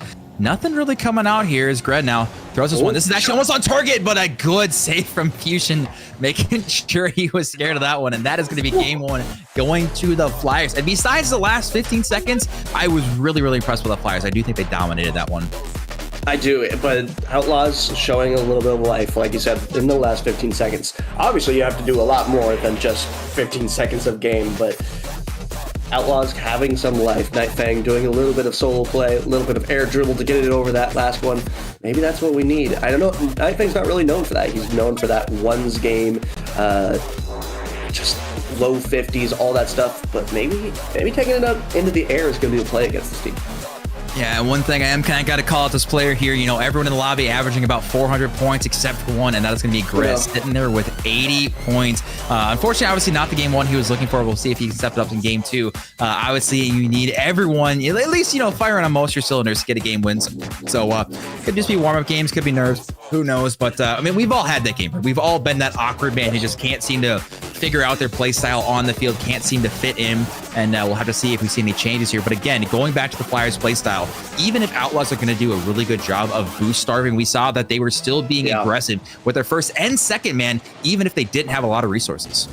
Yeah, that's often where the games are won, in those awkward situations where you're low boost, and being able to still make solid plays on the ball is so important. Pink gonna go for a flip reset there, but it doesn't matter if he has the flip because it just finds its way through on the defense side. I love to see this, and it was so interesting us, watching for here saying, how is he going to hit this? How is he going to hit this? And just a little pop up, you could see that Has thought he was shooting left, which he did a good job to kind of fake out his car language that he was going to shoot there. In the end, just one bop over the net, and that is again an early first goal for the Flyers. They scored 30 seconds into game 1, now only 10 seconds into game 2, again finding early leads in this series. Fusion gonna try to find his way through again. Gonna play this one first. No, leaves it for Wolf. Good pop though on the defensive end there. Nightfang getting a big clear. Pink has to get a good touch. He does. Now back middle. Wolf low boost here again. They've been doing so well on low boost. Wolf gonna be able to get a good clear. Fusion left last man. Easy save for him. Nightfang leaves it for Gray. Gray just kind of putting it back middle. That's another thing that I've seen from the Outlaws a little bit is one touch shots or passes that just don't find their way through or just give away possession a little bit. They're trying to get offensive pressure, but it ends up resulting in a loss of possession. So a little bit more control coming out from the Outlaws might be what they need, and this one's just going to sneak its way through. Demo in the back line left no one back. Yeah, great demo awareness. You saw a little bit of a double commit there between Wolf and Pink, and then again, just no one in net. We saw the demo off screen, and it goes back to, okay, guys, you know, demo boost, who's going to be double committing there, and just again, a little bit awkward on defense. I kind of am expecting some more stakes to be protruding here again with how much is on this line. But the nice thing, at least for these guys, is they kind of already have landlocked, right? You know, now it's just bragging rights. How many points can they get? How good of seeding can these boys get going into those final matches? Yeah, and the main one that matters is top two. In order for either of these teams to get top two, they have to win this. If they do win this, all they have to do is get, I believe, it depends on the team. One of them has to get a single game, one of them has to get 3 to be able to get that top 2. But in order to do so, you have to be able to win the game, and Outlaws giving themselves a chance here with a great fake on the goal line. Yeah, I've just been so impressed mechanically by these guys. I mean, to shoot the ball that far, I mean, that takes a lot of skill and time. Pink obviously had no chance on that one, but obviously the fake did come through. We've all been in a situation. It is so tough to try to figure out what is the defender going to do. And the Outlaws, again, responding to unanswered goals back-to-back, finding the lead for the first time in this series, and a great response from the kind of rough performance in game 1 here, but we might see a great counter here. Flyers now, they're going to be a little desperate to find an equalizer here. They might have an open net. Demos might happen here, but Greg now good pass back to Haz, buying time. And I am liking to see, and you can definitely tell, this game 2 is much more physical than game 1. And Fusion Bleach finding one through, it's just a really quality 50 from himself, and he just somehow keeps the momentum going, able to find a hole in the back line, and Outlaws just have to find a few better touches on that ball. Yeah, you could saw that wasn't even much of a 50. It was more just 100. Just Fusion pushing his way through. Pink now going to be going for the mid boost. Haz should have a solo play. Wolf up so early. We see actually 2 players going. Again, I like that they are willing to commit early to pre-jump it, but again, it can get very dangerous to go for those double commits there. Pink now missing one. We see the pop is going to go mid to Wolf. Actually, we see a demo. Can Greg get it? Pink again, throwing this one high. Where's the third man? Going to be a little bit too far back as Wolf now is going to turn. He did get the mid boost here. Does just rip this one on Nightfang. Haz now takes over, trying to get it off the ceiling. Does miss out one. You can see, again, Nightfang just doesn't have the resources to follow how he wants. You can see Flyers now doing a good job, again, stealing the corner. Haz now rips this mid, but still, the Outlaws just don't have the resources to get this attack going. Pink up early for this one. Doesn't quite make contact. Nightfang trying to beat the last defender there. Good clear out from Wolf. Still pressure coming out from Outlaws. Good clear again from the Flyers there. Nightfang gonna have to do something special here. He's probably gonna end up going for a flip reset. No, leaves it for his teammate. Gray doesn't quite get through that last defender. Fusion trying to get it cleared here, and this is gonna be real awkward now. Double commit coming out, and that's not gonna be a good situation. Gray will take it for you one. I talked about it earlier. Again, just poor defensive mistakes, a lot of nerves coming through. And again, it's just easy ones. If they respect the comms, if they don't panic in that situation, obviously it's not going to give a goal here. But again, when it comes to this, people get nervous. They don't want to trust maybe their teammates. Like you said, both teams more or less playing with the sub from their challenger roster. And that is something that is going to be affected here, as we now see Outlaws again finding themselves in the lead. And they might have one more as Nightfang is going to punch that one in. I love the zero boost counterattack. That's one thing Flyers have to be ready for. These Outlaws players are going to be looking for each other, going to be finding those plays. If you don't have a person last back, you don't have them far back, plays like that can absolutely come through out of nowhere, and it did there. Outlaws extending their lead and showing why that they're competitive. After game 1 felt pretty one-sided. Yeah, game 1 definitely felt one-sided here, and I'm really, really happy with how the Outlaws have responded here. But again, they need to close this one out. As Pink is just going to throw this one downfield. Again, trying to follow up. Does actually get a touch on one, trying to pre-flip and get maybe a demo on Nightfang. See a little bit awkward cluster in the corner here as this one does pop high. Gre trying to get this one mid. Haz is up early. Wolf's on the backboard. We see actually with a fake on one. You saw both Flyers had it covered. Confusion, get the pre-flip, and he does. What a rip on target. That was a great shot, but I felt like Nightfang should have saved that. He was back and had enough boost to get there. He was coming from the corner, and he might have just got tripped up a little bit on the goalpost.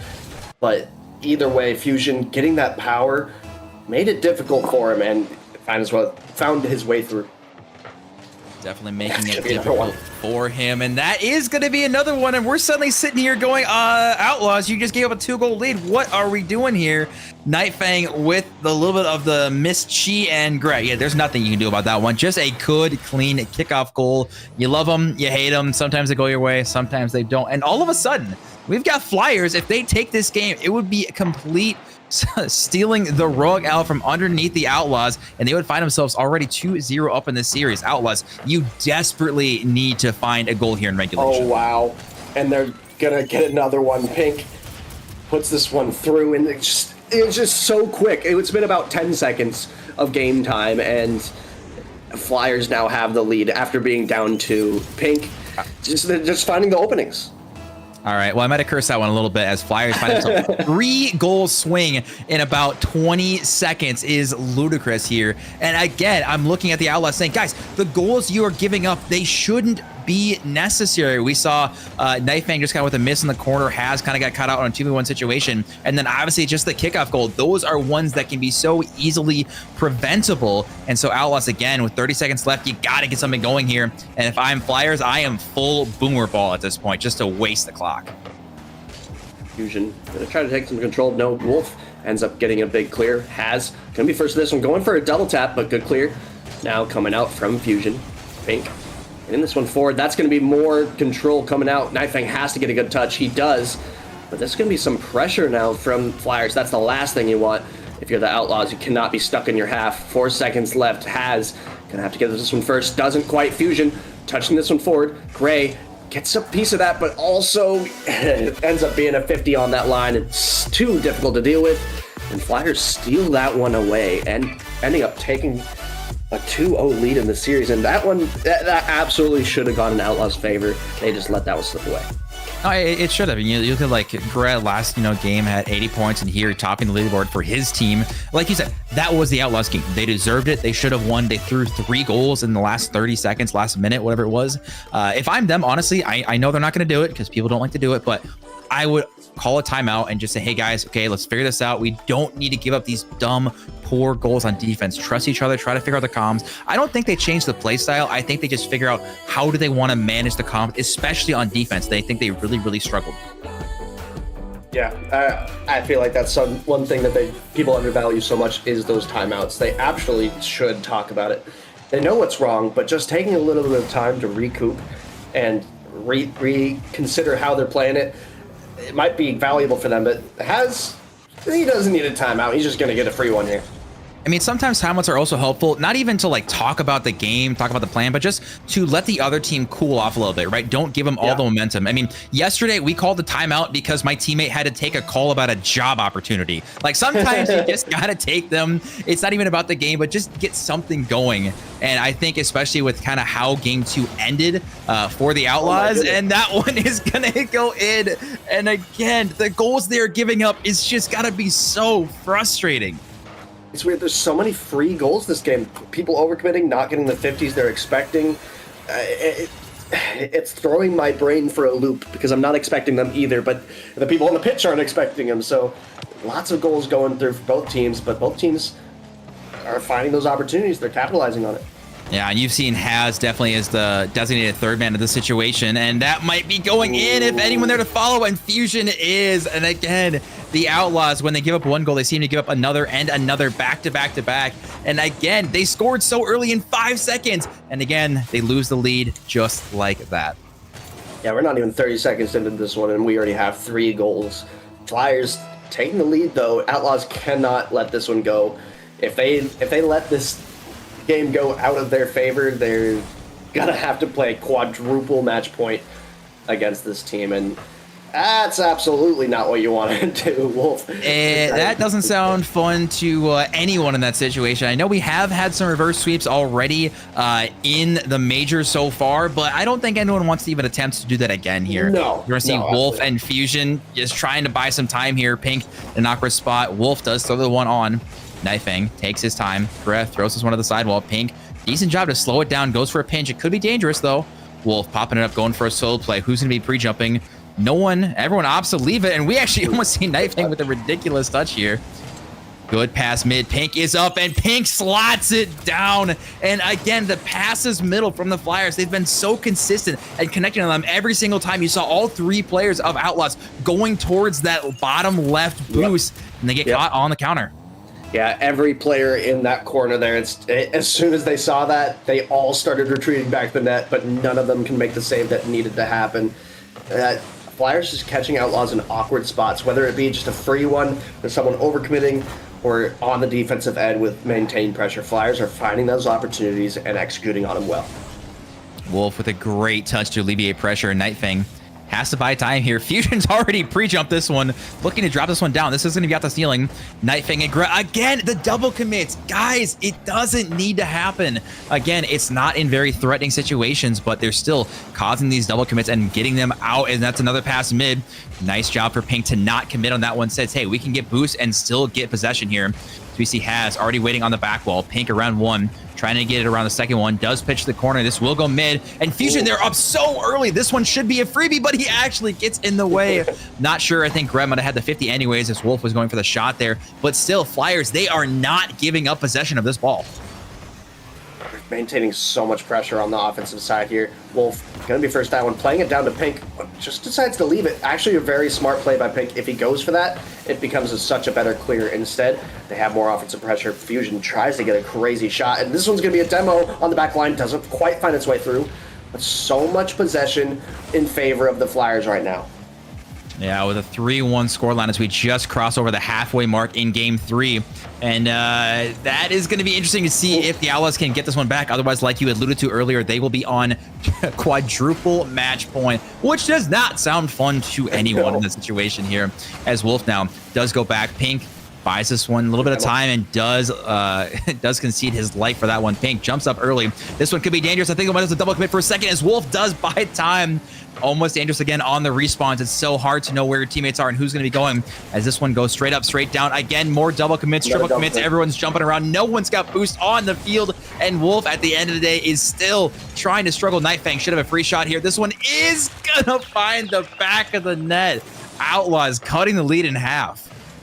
Outlaws making it difficult for themselves. Without that double commit, this would have been a goal about 10 seconds earlier, but Nightfang able to slot this one through. Just the slow shot, just kind of, I don't know. It's messing with their brains as much as it's messing with mine. Outlaws were able to get one there, and they have to keep this thing going. Nightfang trying to get this one middle, not quite going to be able to beat the defender. Has able to beat one. Fusion Bleach, very awkward here. A little bit of a bump coming through. Is kind of giving them an opportunity.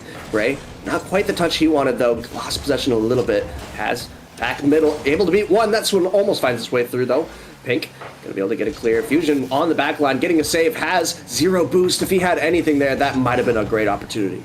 You can tell Outlaws have gone full board, going for those bumps, going for the demos. They have gone absolutely crazy in the last 30 seconds. And again, the double commits are costing them a ton. They're earning these opportunities for these solo plays, for these counters. And again, they're just killing the momentum. It's all self-deprecated too. I mean, they don't need to go with this one. As now they've got a minute left. Does pinch this one back. Again, they still have plenty of time. Pink up so early. Not the best touch though, as Greg now goes for a solo play. Not going to have enough boost for this one, but Wolf doesn't as well. Double demo on the field here. Nightfang on 0 boost again. They just want to keep the resources, but they have to go back because Flyers are doing such a good job of stealing that mid boost. Ray trying to get this one out. Is going to be able to play it forward here, but no one on the Outlaws ready for that. Has just going for a big clear. Pink, he's with it very easily. Fusion just trying to kill as much time as he possibly can. A double commit on defense again. Pink going to be able to put this one through, and the double commits from the Outlaws are destroying them. Gray going for this one, and oh man, it's just 2 players seem to be going for every threatening chance that the Flyers have, and it's always causing issues for them. They really do. And I do have to also give, shout out to the Flyers that when they are seeing double commits, they are executing and converting those 2v1 opportunities. I mean, as we saw, Fusion got around all 3 defenders, around 2 with 1 fake, and then also disrupting the goalie, making him jump. As we see this ball is going to touch the ground. And before we knew it, ladies and gentlemen, Flyers are going to be on match point and 1 5-minute game away from going to the grand finals.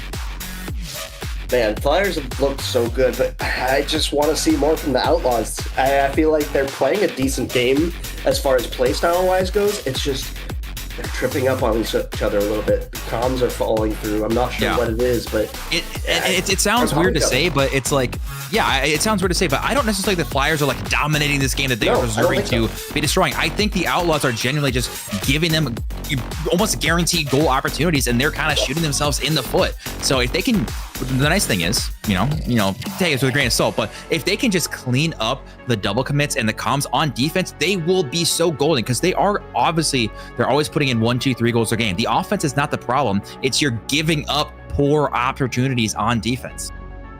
Yeah. If they can clean up the game, they're still in this one. Reverse sweep is always going to be unlikely, but it's never off the table, especially if it, I'd almost rather as a team have those big mistakes and then being able to clean those up than a play style thing that's just so hard to figure out. Because you know it's on you versus trying to figure out their team style. No, exactly. I 100% agree with you. 100%. Cleaning up mistakes is much easier than trying to figure out an entirely different play style to play. And I don't think they have to change up their play style. I think they have a good play style to beat this Flyers team. They just have to execute on it, and they haven't so far. But maybe. All right, Outlaws, the experts have given you all the blueprints to win. There's no excuse, and Nightfang is trying to do it right here, right now. Gray going up early, probably going to go for a low flipper set, which he does, and that almost finds its way, and that one does, as Has now getting again another freebie as a cleanup, and now we're looking at the Flyers triple commit on basically nothing, and Fusion not able to get to that one. And we've seen this before, though, where the Outlaws get an early goal, and they throw not 1, not 2, but 3 goals in the first 30 seconds. This is where they need to hold on, and they need to find a second goal early.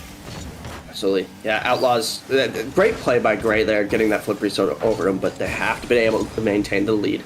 Pink, going to try to get it cleared for his team here, is going to be able to get one huge clear, and has. Oh, boy. I was going to say, hold on, boys.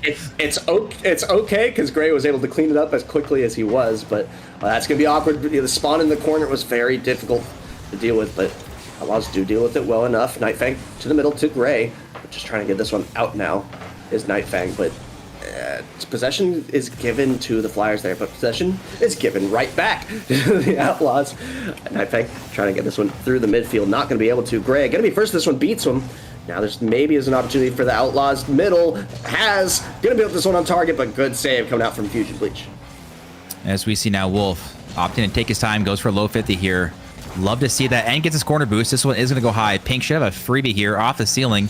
Little awkward here. He's not going to have the resources to really go for this one, but Wolf successfully is on the backboard here. Has now. Off the ceiling, it does pinch Nightfang. He wants to go, but he just doesn't really have the resources to do much. It's going to pop it high. Can Has drop it down? He does. Gred now trying to buy time. Again, it's great opportunity, good creativity, but just the pieces didn't quite fall where they wanted them to.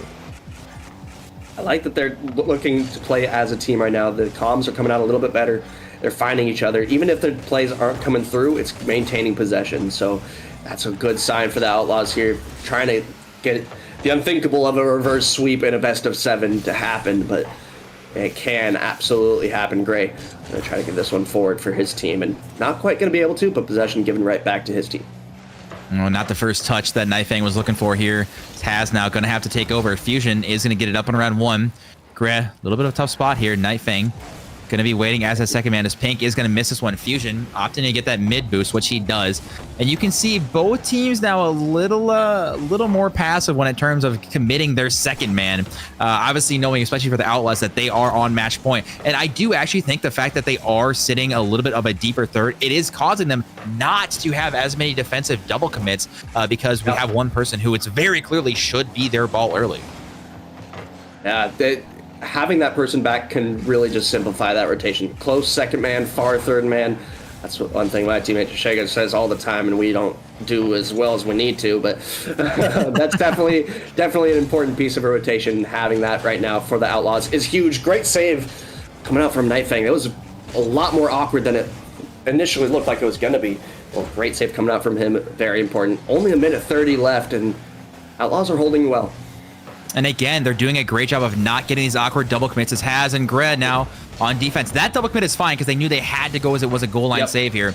Has now on 0, should get a double pop in, which he does. Actually, he's going to be able to get the corner boost too, as Pink ended up missing that one. That ball is going to bounce right back mid, and this should be a potential freebie here. Wolf not putting that one on target, but Has would have had the save either way. Nightfang now just trying to buy some time, maybe go up and around 1, which he does. It is a 1v1. Everyone on the field has 0 boost. And again, the clock keeps on ticking down. Flyers for the first time not finding a goal in the first 4 minutes of gameplay. Is the last person you want on the ball as the Flyers. If you hear the caster say it's a 1v1, Nightfang known for those ones plays, but unfortunately that one he was 0 boost, so there's only so much he could do.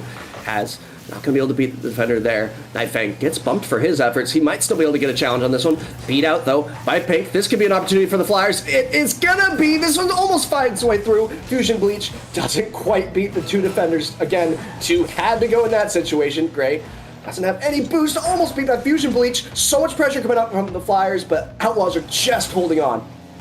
Just holding on is all they need to do here with 15 seconds left. Fusion again going for demos on the goalie. Pink, though, does have full boost as this one pops mid. Nightfang, not the best clear, is going to call for a second man. Fusion should have enough time. Can he get it around 1? Trying to go for the low 50. Where's the second man? Where's the third? We see Pink and Wolf. Again, you got to go early. You got to throw everything at it. Pinch does go middle. Gresh should have a good clear. It is up over 1, and that ball is going to hit the ground, and Outlaws take the first step to the reverse sweep. Just a solid game, taking the lead fairly early and holding on to it for the whole time. Outlaws just playing a solid, consistent game. They removed the double commits, and it didn't allow any freebies. That was what we asked, and like you nailed it. They didn't change almost anything else. I'm so glad when the casters, who we both have no idea what we're doing in game, when we shoot an idea out into the universe and then the team does it and it works, we're like, yeah, we look good. But no, honestly, big shout out to the Outlaws, right? Like you mentioned, they didn't give up the freebase. They didn't have as much of the double commits on defense. It looked good. And the Flyers, again, they put up a fair amount of shots, right? They still had 9 shots. And so Flyers, we'll see what happens here. This is where it gets interesting, because if the Flyers lose this one, that's when the panic starts to set in, because we all know, everyone says it, and it is true, that the last game is the hardest to close out. Absolutely, but they still have 3 matches to take it there. It's still a 3-1 series lead, so Flyers are still in a good spot, but they cannot let it start slipping away. That could have been a beautiful shot. We tried to slot it top corner, Fusion Bleach did, but not quite find the way through. Now stuck on defense is Fusion Bleach, getting bumped for his efforts. Nightfang trying to beat the defenders. Wolf gets dunked out, and Nightfang gets the first one on the board. Good speed from Nightfang. You can see Wolf. There's really not much he could have done in that situation here. Just a ripper on target. He has to die for that one. And Nightfang, again, just eking out with the Fennec body. And again, it seems to be every single game that the Outlaws are getting an early first goal. This is literally the exact timeline that we saw last game, and that the Flyers then didn't score, and no one else scored for the next 4 minutes and 30 seconds. We'll have to see if that does reign true for game 6 here. As never mind, ignore me. Doesn't matter. Outlaws find a second goal on some weird chaos back here. Pink trying to get it clear, doesn't quite get the touch he wants. Wants his teammate to recover for him, but unfortunately, Pink's car is directly in the way of Wolf, and just real awkward on that back line. Outlaws will take that one. That wasn't even a forced error exactly. It's just, it's one that's so difficult to avoid as the Flyers. Yeah, definitely going to be a little tough one. And, hey, Flyers, you know, they're starting to panic a little bit. They're saying, hey, guys, we got it. It has now been about 8 minutes of gameplay that the Flyers have scored. So I'm wondering, guys, offensively, if the Outlaws don't give you freebies, how are you providing goals yourselves in the last, 8-9 minutes of gameplay? And, yeah, because they haven't had to in the previous games that much. It's been unforced errors, but now they're having to find their own. They find one here. Pink found it. All right. They get one through, but I would still say that was maybe a bit of an error. Has getting too close, putting it middle. He really was the one that passed it to Pink. So an error coming out from Outlaws. Still, Flyers need to find a way to find them on their own, but they'll take them where you can get them. But I fully agree with you. They'll take it when they can get them. But I mean, they have to earn these goals, which I mean, again, if you win 3 games and it just continues to work, why not? As you see, Greg again didn't want to be super aggressive there, as Pink getting chased. Nightfang just doesn't have any boost. Is going to call his teammate off as we see now Greg going for this one. Has going early. A little bit dangerous here as Greg can't really do much with that ball. Wolf not going to relieve a lot of pressure here. Nightfang, 0 boost. Wolf, 0 boost. Has 0 boost. Fusion, 0 boost. And somehow it goes in. Why? I don't even understand what is happening here that the ball somehow rolls all the way in this situation. Pink just had so much faith that Wolf was getting a 50, and Wolf could not get there in time. Has free one. Just a free one. Outlaws extending the lead back to 2. And in these last couple games, goals for the Flyers have been at a premium. So any extra goal that Outlaws can get here are so huge for their chances to get this reverse sweep going, excuse me. Oh, Fusion. I don't think anyone expected him to get it around 2, let alone 3 players here. The third man just didn't really understand when to commit on that one. Fusion, though, almost getting demoed. That would have been a goal going the other way. Pink now against Gre. Throws this one downfield is Nightfang. Wolf off the ceiling. Doesn't have the boost to follow up this one. Has a little bit of an awkward touch, or he did have to dodge the demo. Nightfang now with an awkward touch. And again, just little... This game feels much less consistent and just a lot uglier so far than what we've seen in the series. Yeah. It's annoying because the big mistakes that Outlaws made early in the series made it look a little ugly, but the overall rotation was still pretty good from both teams. So, but now it's the rotational mistakes. Wolf, I just can't get to it. That would have been open if he had any boost, but just not quite. Pink gonna be able to take some possession, but as you said, it's been just a little ugly, kind of from both teams, honestly. This one might just find its way through. Nightfang able to get the save on the goal line. The Gray also cleans that one up. Another save coming out now. And maybe a counterattack coming from the Outlaws. Now, Fusion doing a good job. That's going to be a great touch to Wolf. Wolf trying to go for solo play. Nightfang up so early. Pink, not a ton of resources. Can only get one. Gray throws one downfield. Fusion in a tough spot. He does eke out a touch going to the corner, but has now rips this one mid a little bit too strong. Wolf now trying to buy some time. And again, the clock keeps ticking down in favor of the Outlaws. Pink, not a lot of boost here. Does somehow get it around 1. Doesn't have the resources. Now Wolf going to take over. Goes for a low 50. Again, doesn't have the resources to turn. And we're seeing the start of the Flyers' good offensive pressure, but they just don't have the resources for the second or third man to really follow up and support a push. Yeah, Pink almost finds his way through on that one. Fusion Bleach going for a double tap. Doesn't quite make contact. And man, they really would...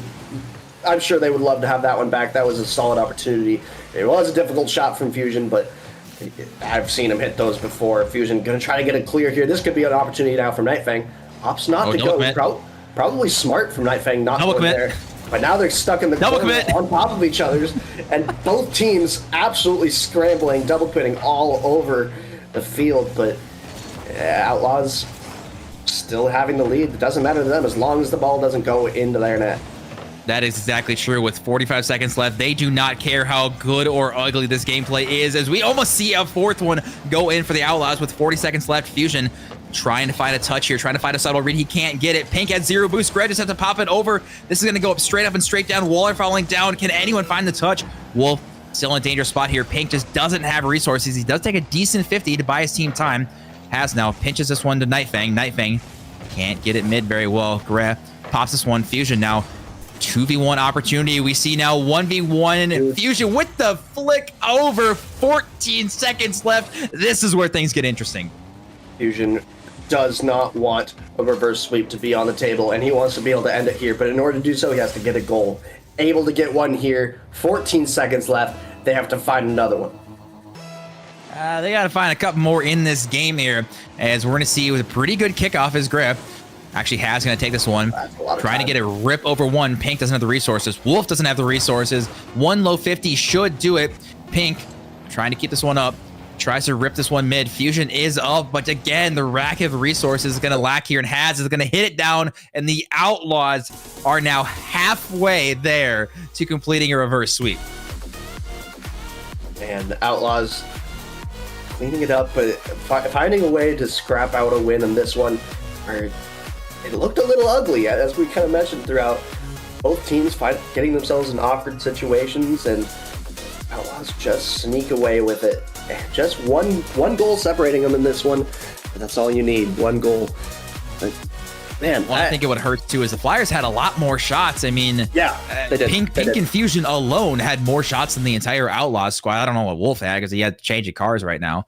But the Flyers, again, this is where you start to panic a little bit, right? I mean, the Outlaws, again, I know we already talked about it, but they haven't changed their play style. They've just cleaned up the mistakes. And as we saw, the Flyers now really starting to make mistakes. And I think it goes back to, I think this entire series, right? The Outlaws have done a better job in terms of boost management. Now they're just not making the mistakes. And so we're really seeing the boost management really hurt the Flyers, and the Outlaws are just shot after shot, just consistent pressure, whittling down the defense. And now the Flyers, this is panic time, right? Yes, you've got one more game of buffer, but I can tell you right now, they sure as hell don't want to go game 7.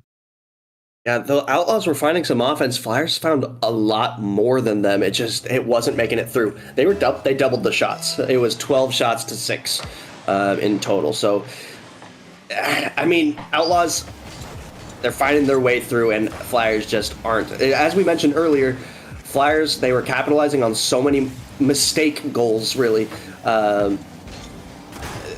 early in the series, but they have to find a way through on their own. Maybe a team play, maybe solo mechanical play, something. The Flyers have to find a way through this Outlaws defense, and they have not so far. And one thing that's interesting, and you know, again, take this how you want. I don't know if what we're seeing in this game right now is whoever wins is going to be enough to take down the Knights with how good they've looked so far in playoffs. Yes, except unfortunately, I'm pretty sure the Knights are not going to be able to play their full roster in the finals. They were before then, but last chance qualifiers for RLCS stuff is happening, and 2 of their players are playing in that, so they're not going to be able to field their full roster. So whoever comes out with this one actually has a really good chance against Knights in the final. Well, that would be massive. And then we talked about the getting top 2 and then seeing how many games they can take. And Fusion saying, guys, I don't even want to go game 7. Doesn't matter. Let's focus up, get our boost. Great demo on 1. He didn't even have car cam or ball cam on. It just kind of ran into him. But this is, I will say, the first time in 3 games that the Outlaws have not scored first.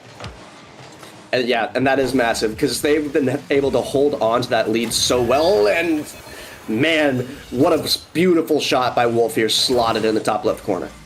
Yeah, we love to see that good start here. As again, in such an awkward spot. And this might be a snowball effect starting out early in terms of the Flyers just say, okay, guys, we're done with this. Enough messing around. This is cute and everything, but we want the finals here. We want to take the whole thing. Yeah, and for the entirety of the last couple games, the ones where the Outlaws were able to win, they were able to play from ahead, able to hold that rotation. But now that they're going to have to extend a little bit further, play a little bit more aggressive, that it very well could cost them. They have to play a different rotation than they did the previous games. So now it's completely different. Obviously, they're still fighting for that reverse sweep. They're still in the same situation on the grand scheme of things. But this game alone, they have to change it up, even though it's probably not going to end up very well for them. This is a huge offensive press for the Flyers, and somehow they're getting away with it.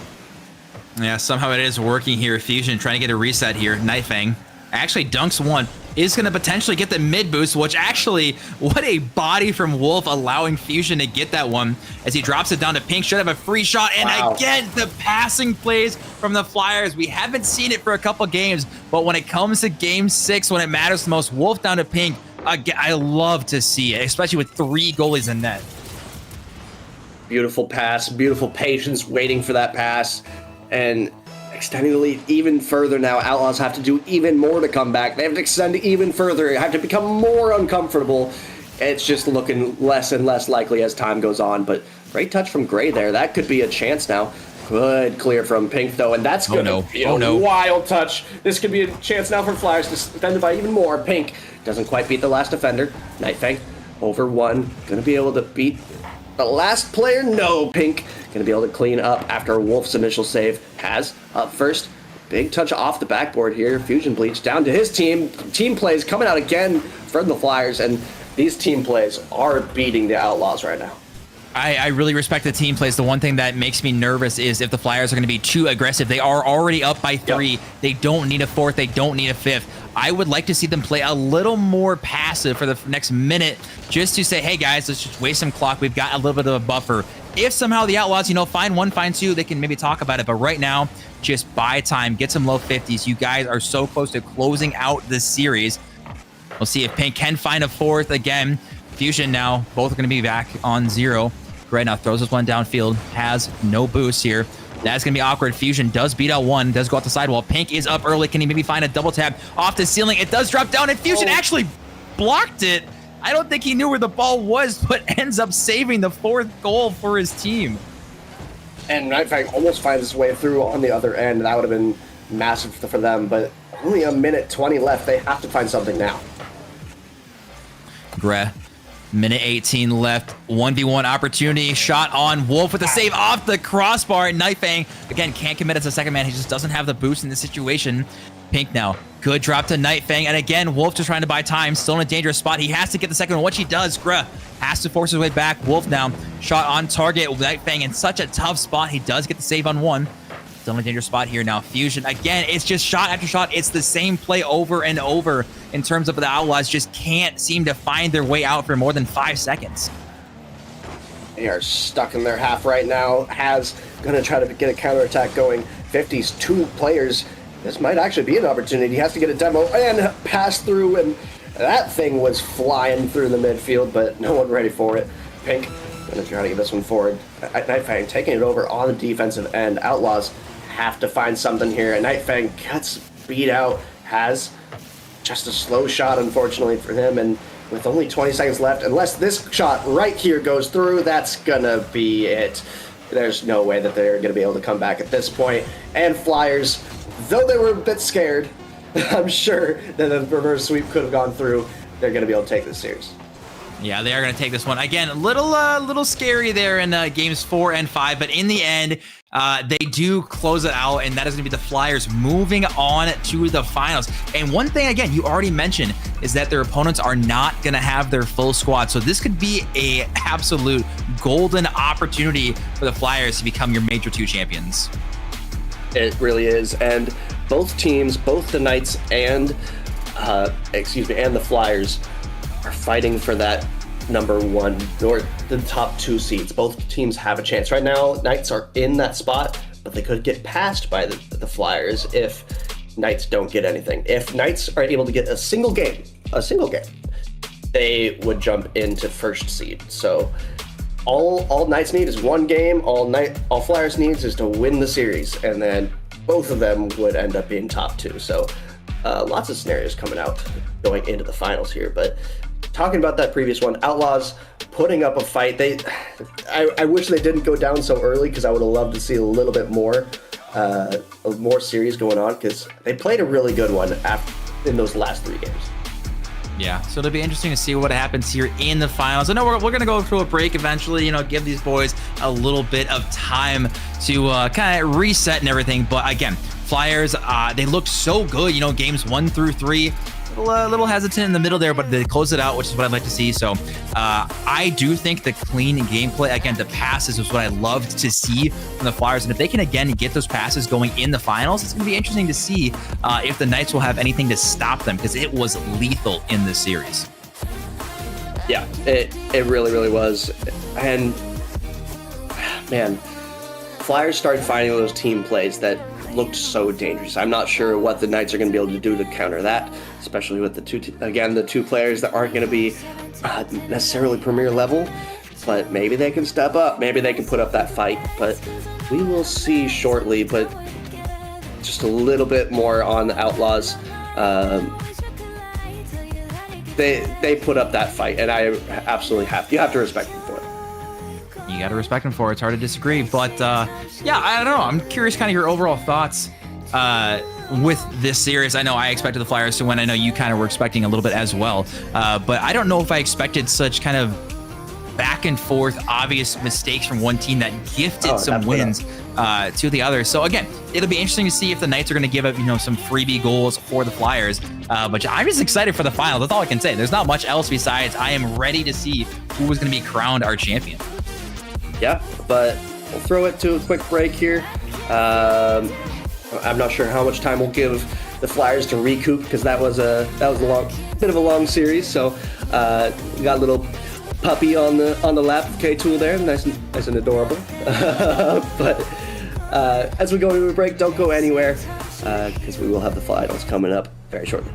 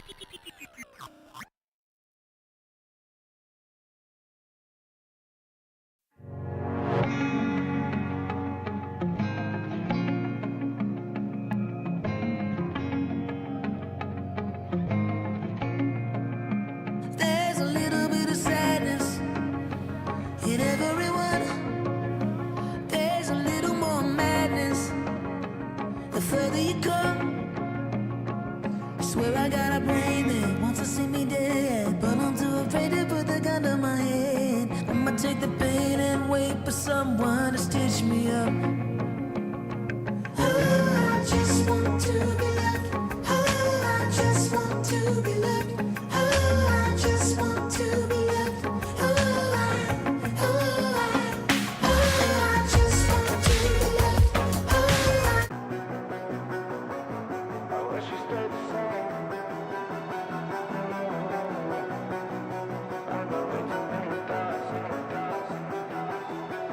I wish we stayed the same. I got way too many thoughts in my brain, but I got memories that run through my veins.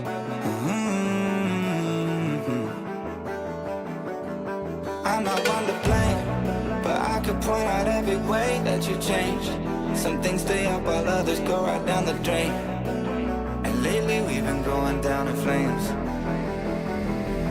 But if I'm honest, I get in my feels when I want you. Say you feel it too, I'll haunt you. Hold on till I'm lost in nirvana. But if I'm honest, I get in my feels when I want you. Say you feel it too, I'll haunt you. Hold on till I'm lost in nirvana. But if I'm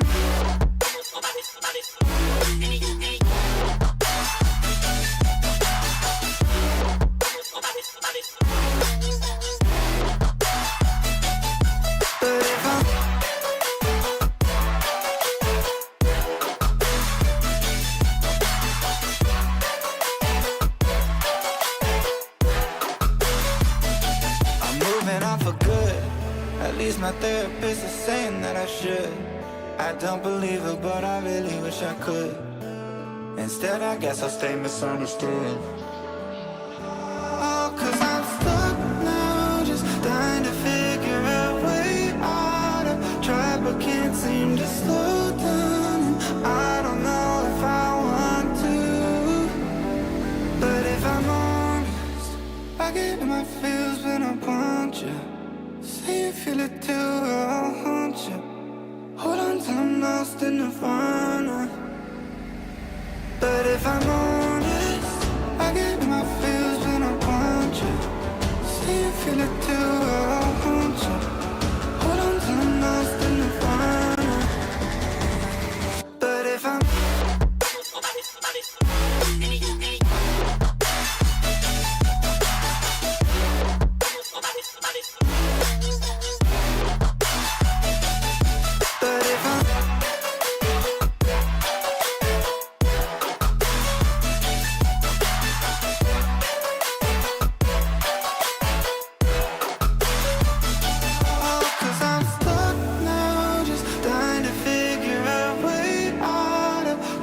can't seem to slow down.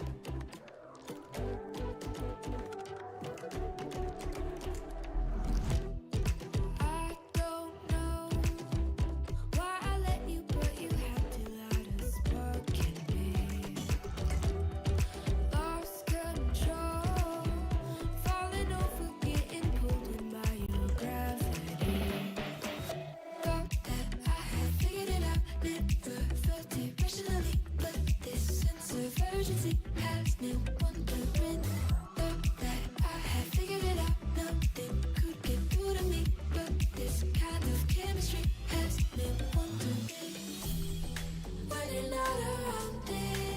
All goes black and white. How come I'm not seeing in color? Lost without you, I can't make it through the night. How come I'm not seeing in color? All right, ladies and gentlemen, we have some news to break to you that comes in the form of some information about our bracket.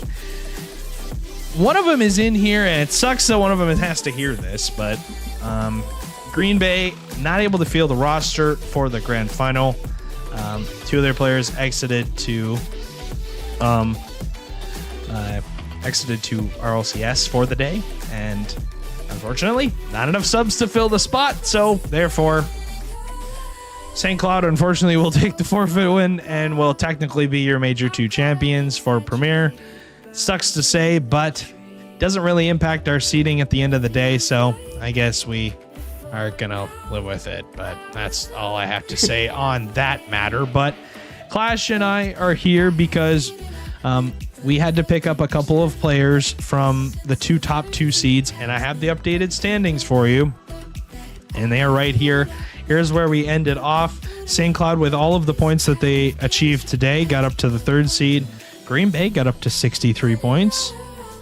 And as did Duluth. Duluth sat on top pretty much the entire day, and they stay on top as they have enough to stick. The top 2 seeds are Green Bay and Duluth. St. Cloud in 3rd, and then so on and so forth. KC, Brainerd, Bemidji, Omaha, and Rochester gets the last and final seed over Bloomington and Des Moines. We will have no repeat champion. Bloomington has been eliminated. As sucks. But, sorry, Clash. You gave it your best try.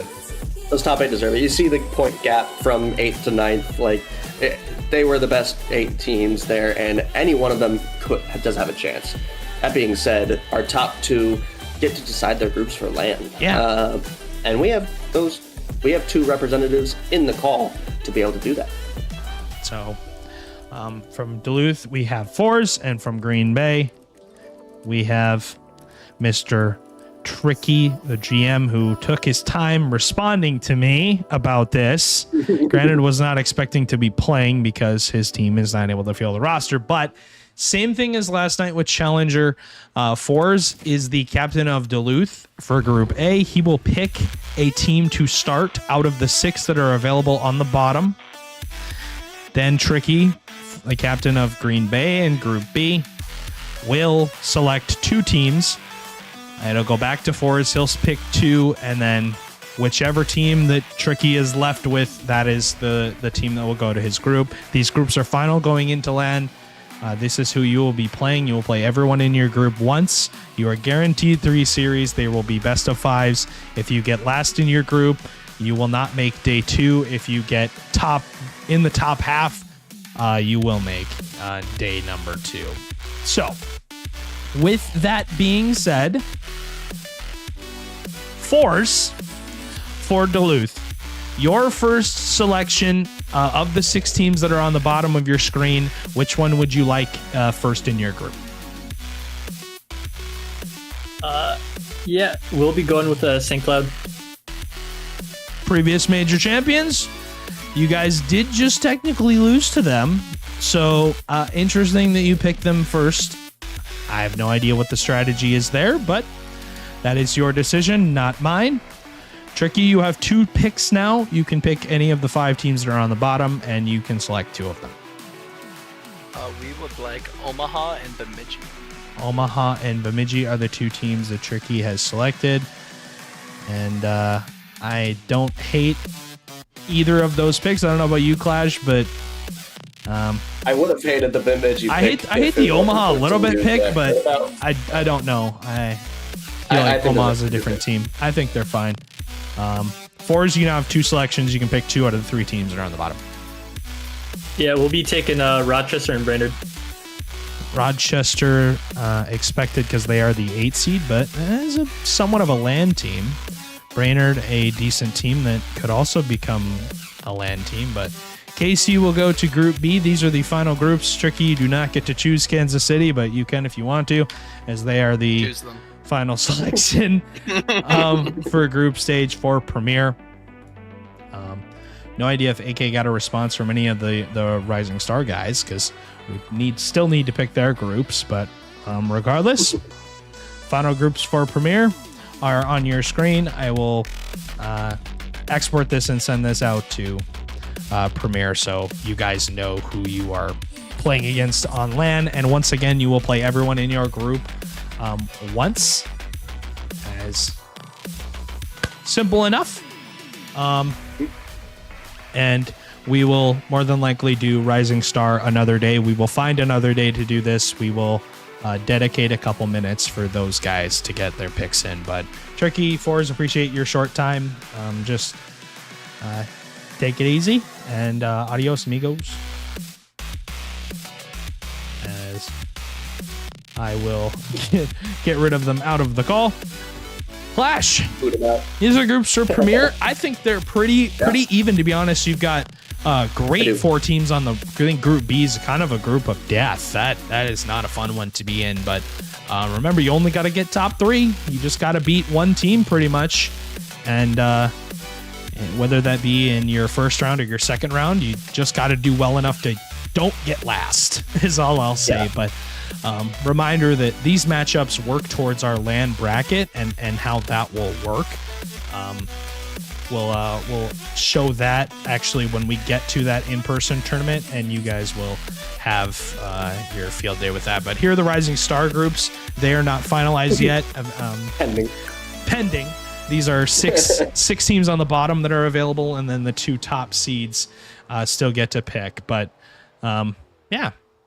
Exciting for sure, and simple enough. Clash will get that sent out to everyone, and I'm honestly just I don't know, I'm just excited to see what ends up happening with Premier. But it's been a long day. Somewhat, it's been a fun day. It's been a happy disaster. Clash, thank you for joining me for pretty much the entire time here, and I appreciate everything that you do. I look forward to seeing you at LAN. It's going to be fun. I look forward to competing against you. Of course, it'll be fun. I haven't played on LAN in over 2 years, and well, that's technically not true. We gotta both play it out. Exactly, and I played on LAN in other leagues, but I have not played on an MCS LAN in over 2 years since season 6. So. Oh wow. It's been a while. Yet, so it's been a while for me, but I'm excited, and I look forward to seeing you there, and I look forward to seeing you all there. Reminder, if you do not have your ticket and you qualified today, you need it. I just sent out an announcement for it the other day, but it is in River Falls, Wisconsin on August 16th and 17th. That will be our next stream. If we do not stream the group selection for Rising Star, which I'm hoping to do at some point, we'll find a day. Maybe even on next Thursday if people are free and we're able to get it done. But it's not going to take us very long. It'll be a short stream that we'll want to make sure that we get up. But yeah, make sure to get your tickets. Link is in our Discord. You can also we can even drop it in chat if necessary at some point, but really simple. Go to our Discord, and it's pretty easy. We'll probably send out another announcement for it, maybe even today. Who knows? But simple enough. And obviously, what helps our prize pool? Sub to Twitch Prime. It's free. It's free with an Amazon Prime subscription. It's free, and I said free. FREE. If you want it, you can use it, but regardless, thank you guys so much for joining us for an absolutely incredible league play season. It has been long. It has been very, very fun. Oh man, I'm wiping my brow with sweat because it's been far too long for me for this season. It's been a long one, but yeah. Thanks for joining us, and we'll see you guys on August 16th in River Falls. Have a great rest of your evening and your day.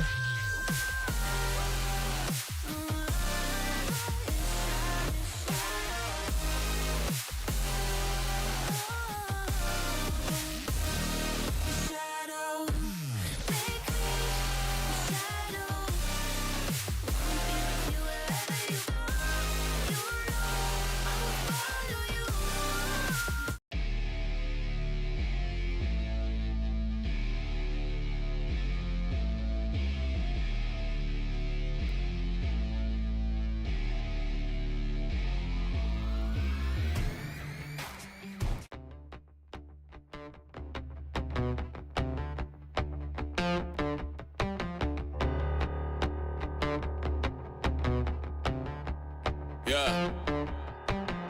I was born with the story. I was born for the glory. Through the heat and the rain, can't deny and ignore me. I'm bred for commitment, signed up for a mission. Yeah, it comes with the price. It's all in the description. My time has arrived. I can't hesitate. Nothing is in my way. Knocking down barricades. On a different type of time. Dreams are never late. From the jump, I'm the person you can never break. Ain't got time for indecision. I got 'em all out. No, you ain't gonna hold me down.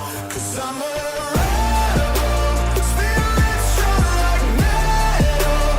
I will never fit the wrong. No, I was born ready to be legend. I won't settle, reaching higher levels.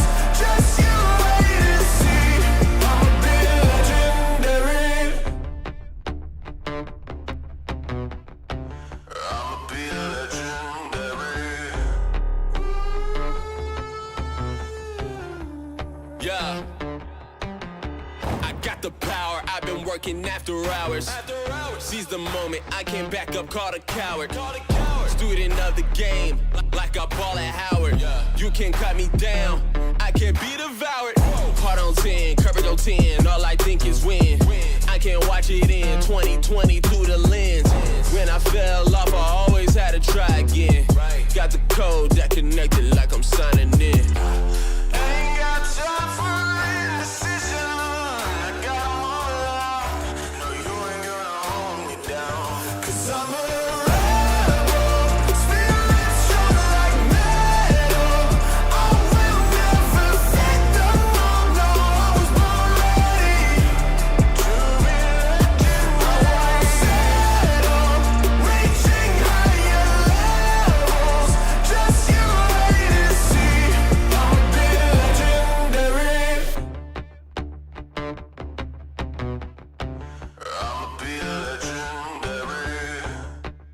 Yeah. Whoa. Yeah.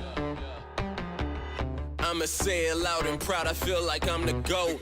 Put some numbers on the board when I didn't have hope. Whatever comes my way, I'm with all of the smoke. Mark my words, that's the realest thing that I wrote.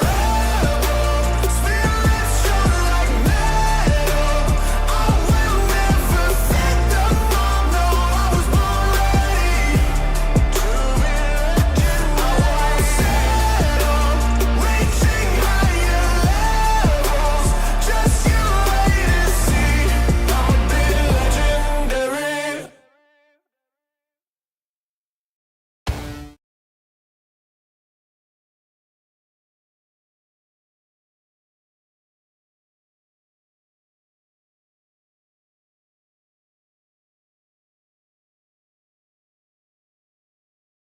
Won't you come over?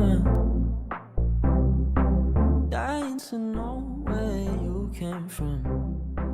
We're breaking open. Feel like your future's just begun. And all I know is that we lost time. If we stay right here, we could free ourselves inside. We'll stay awake forever.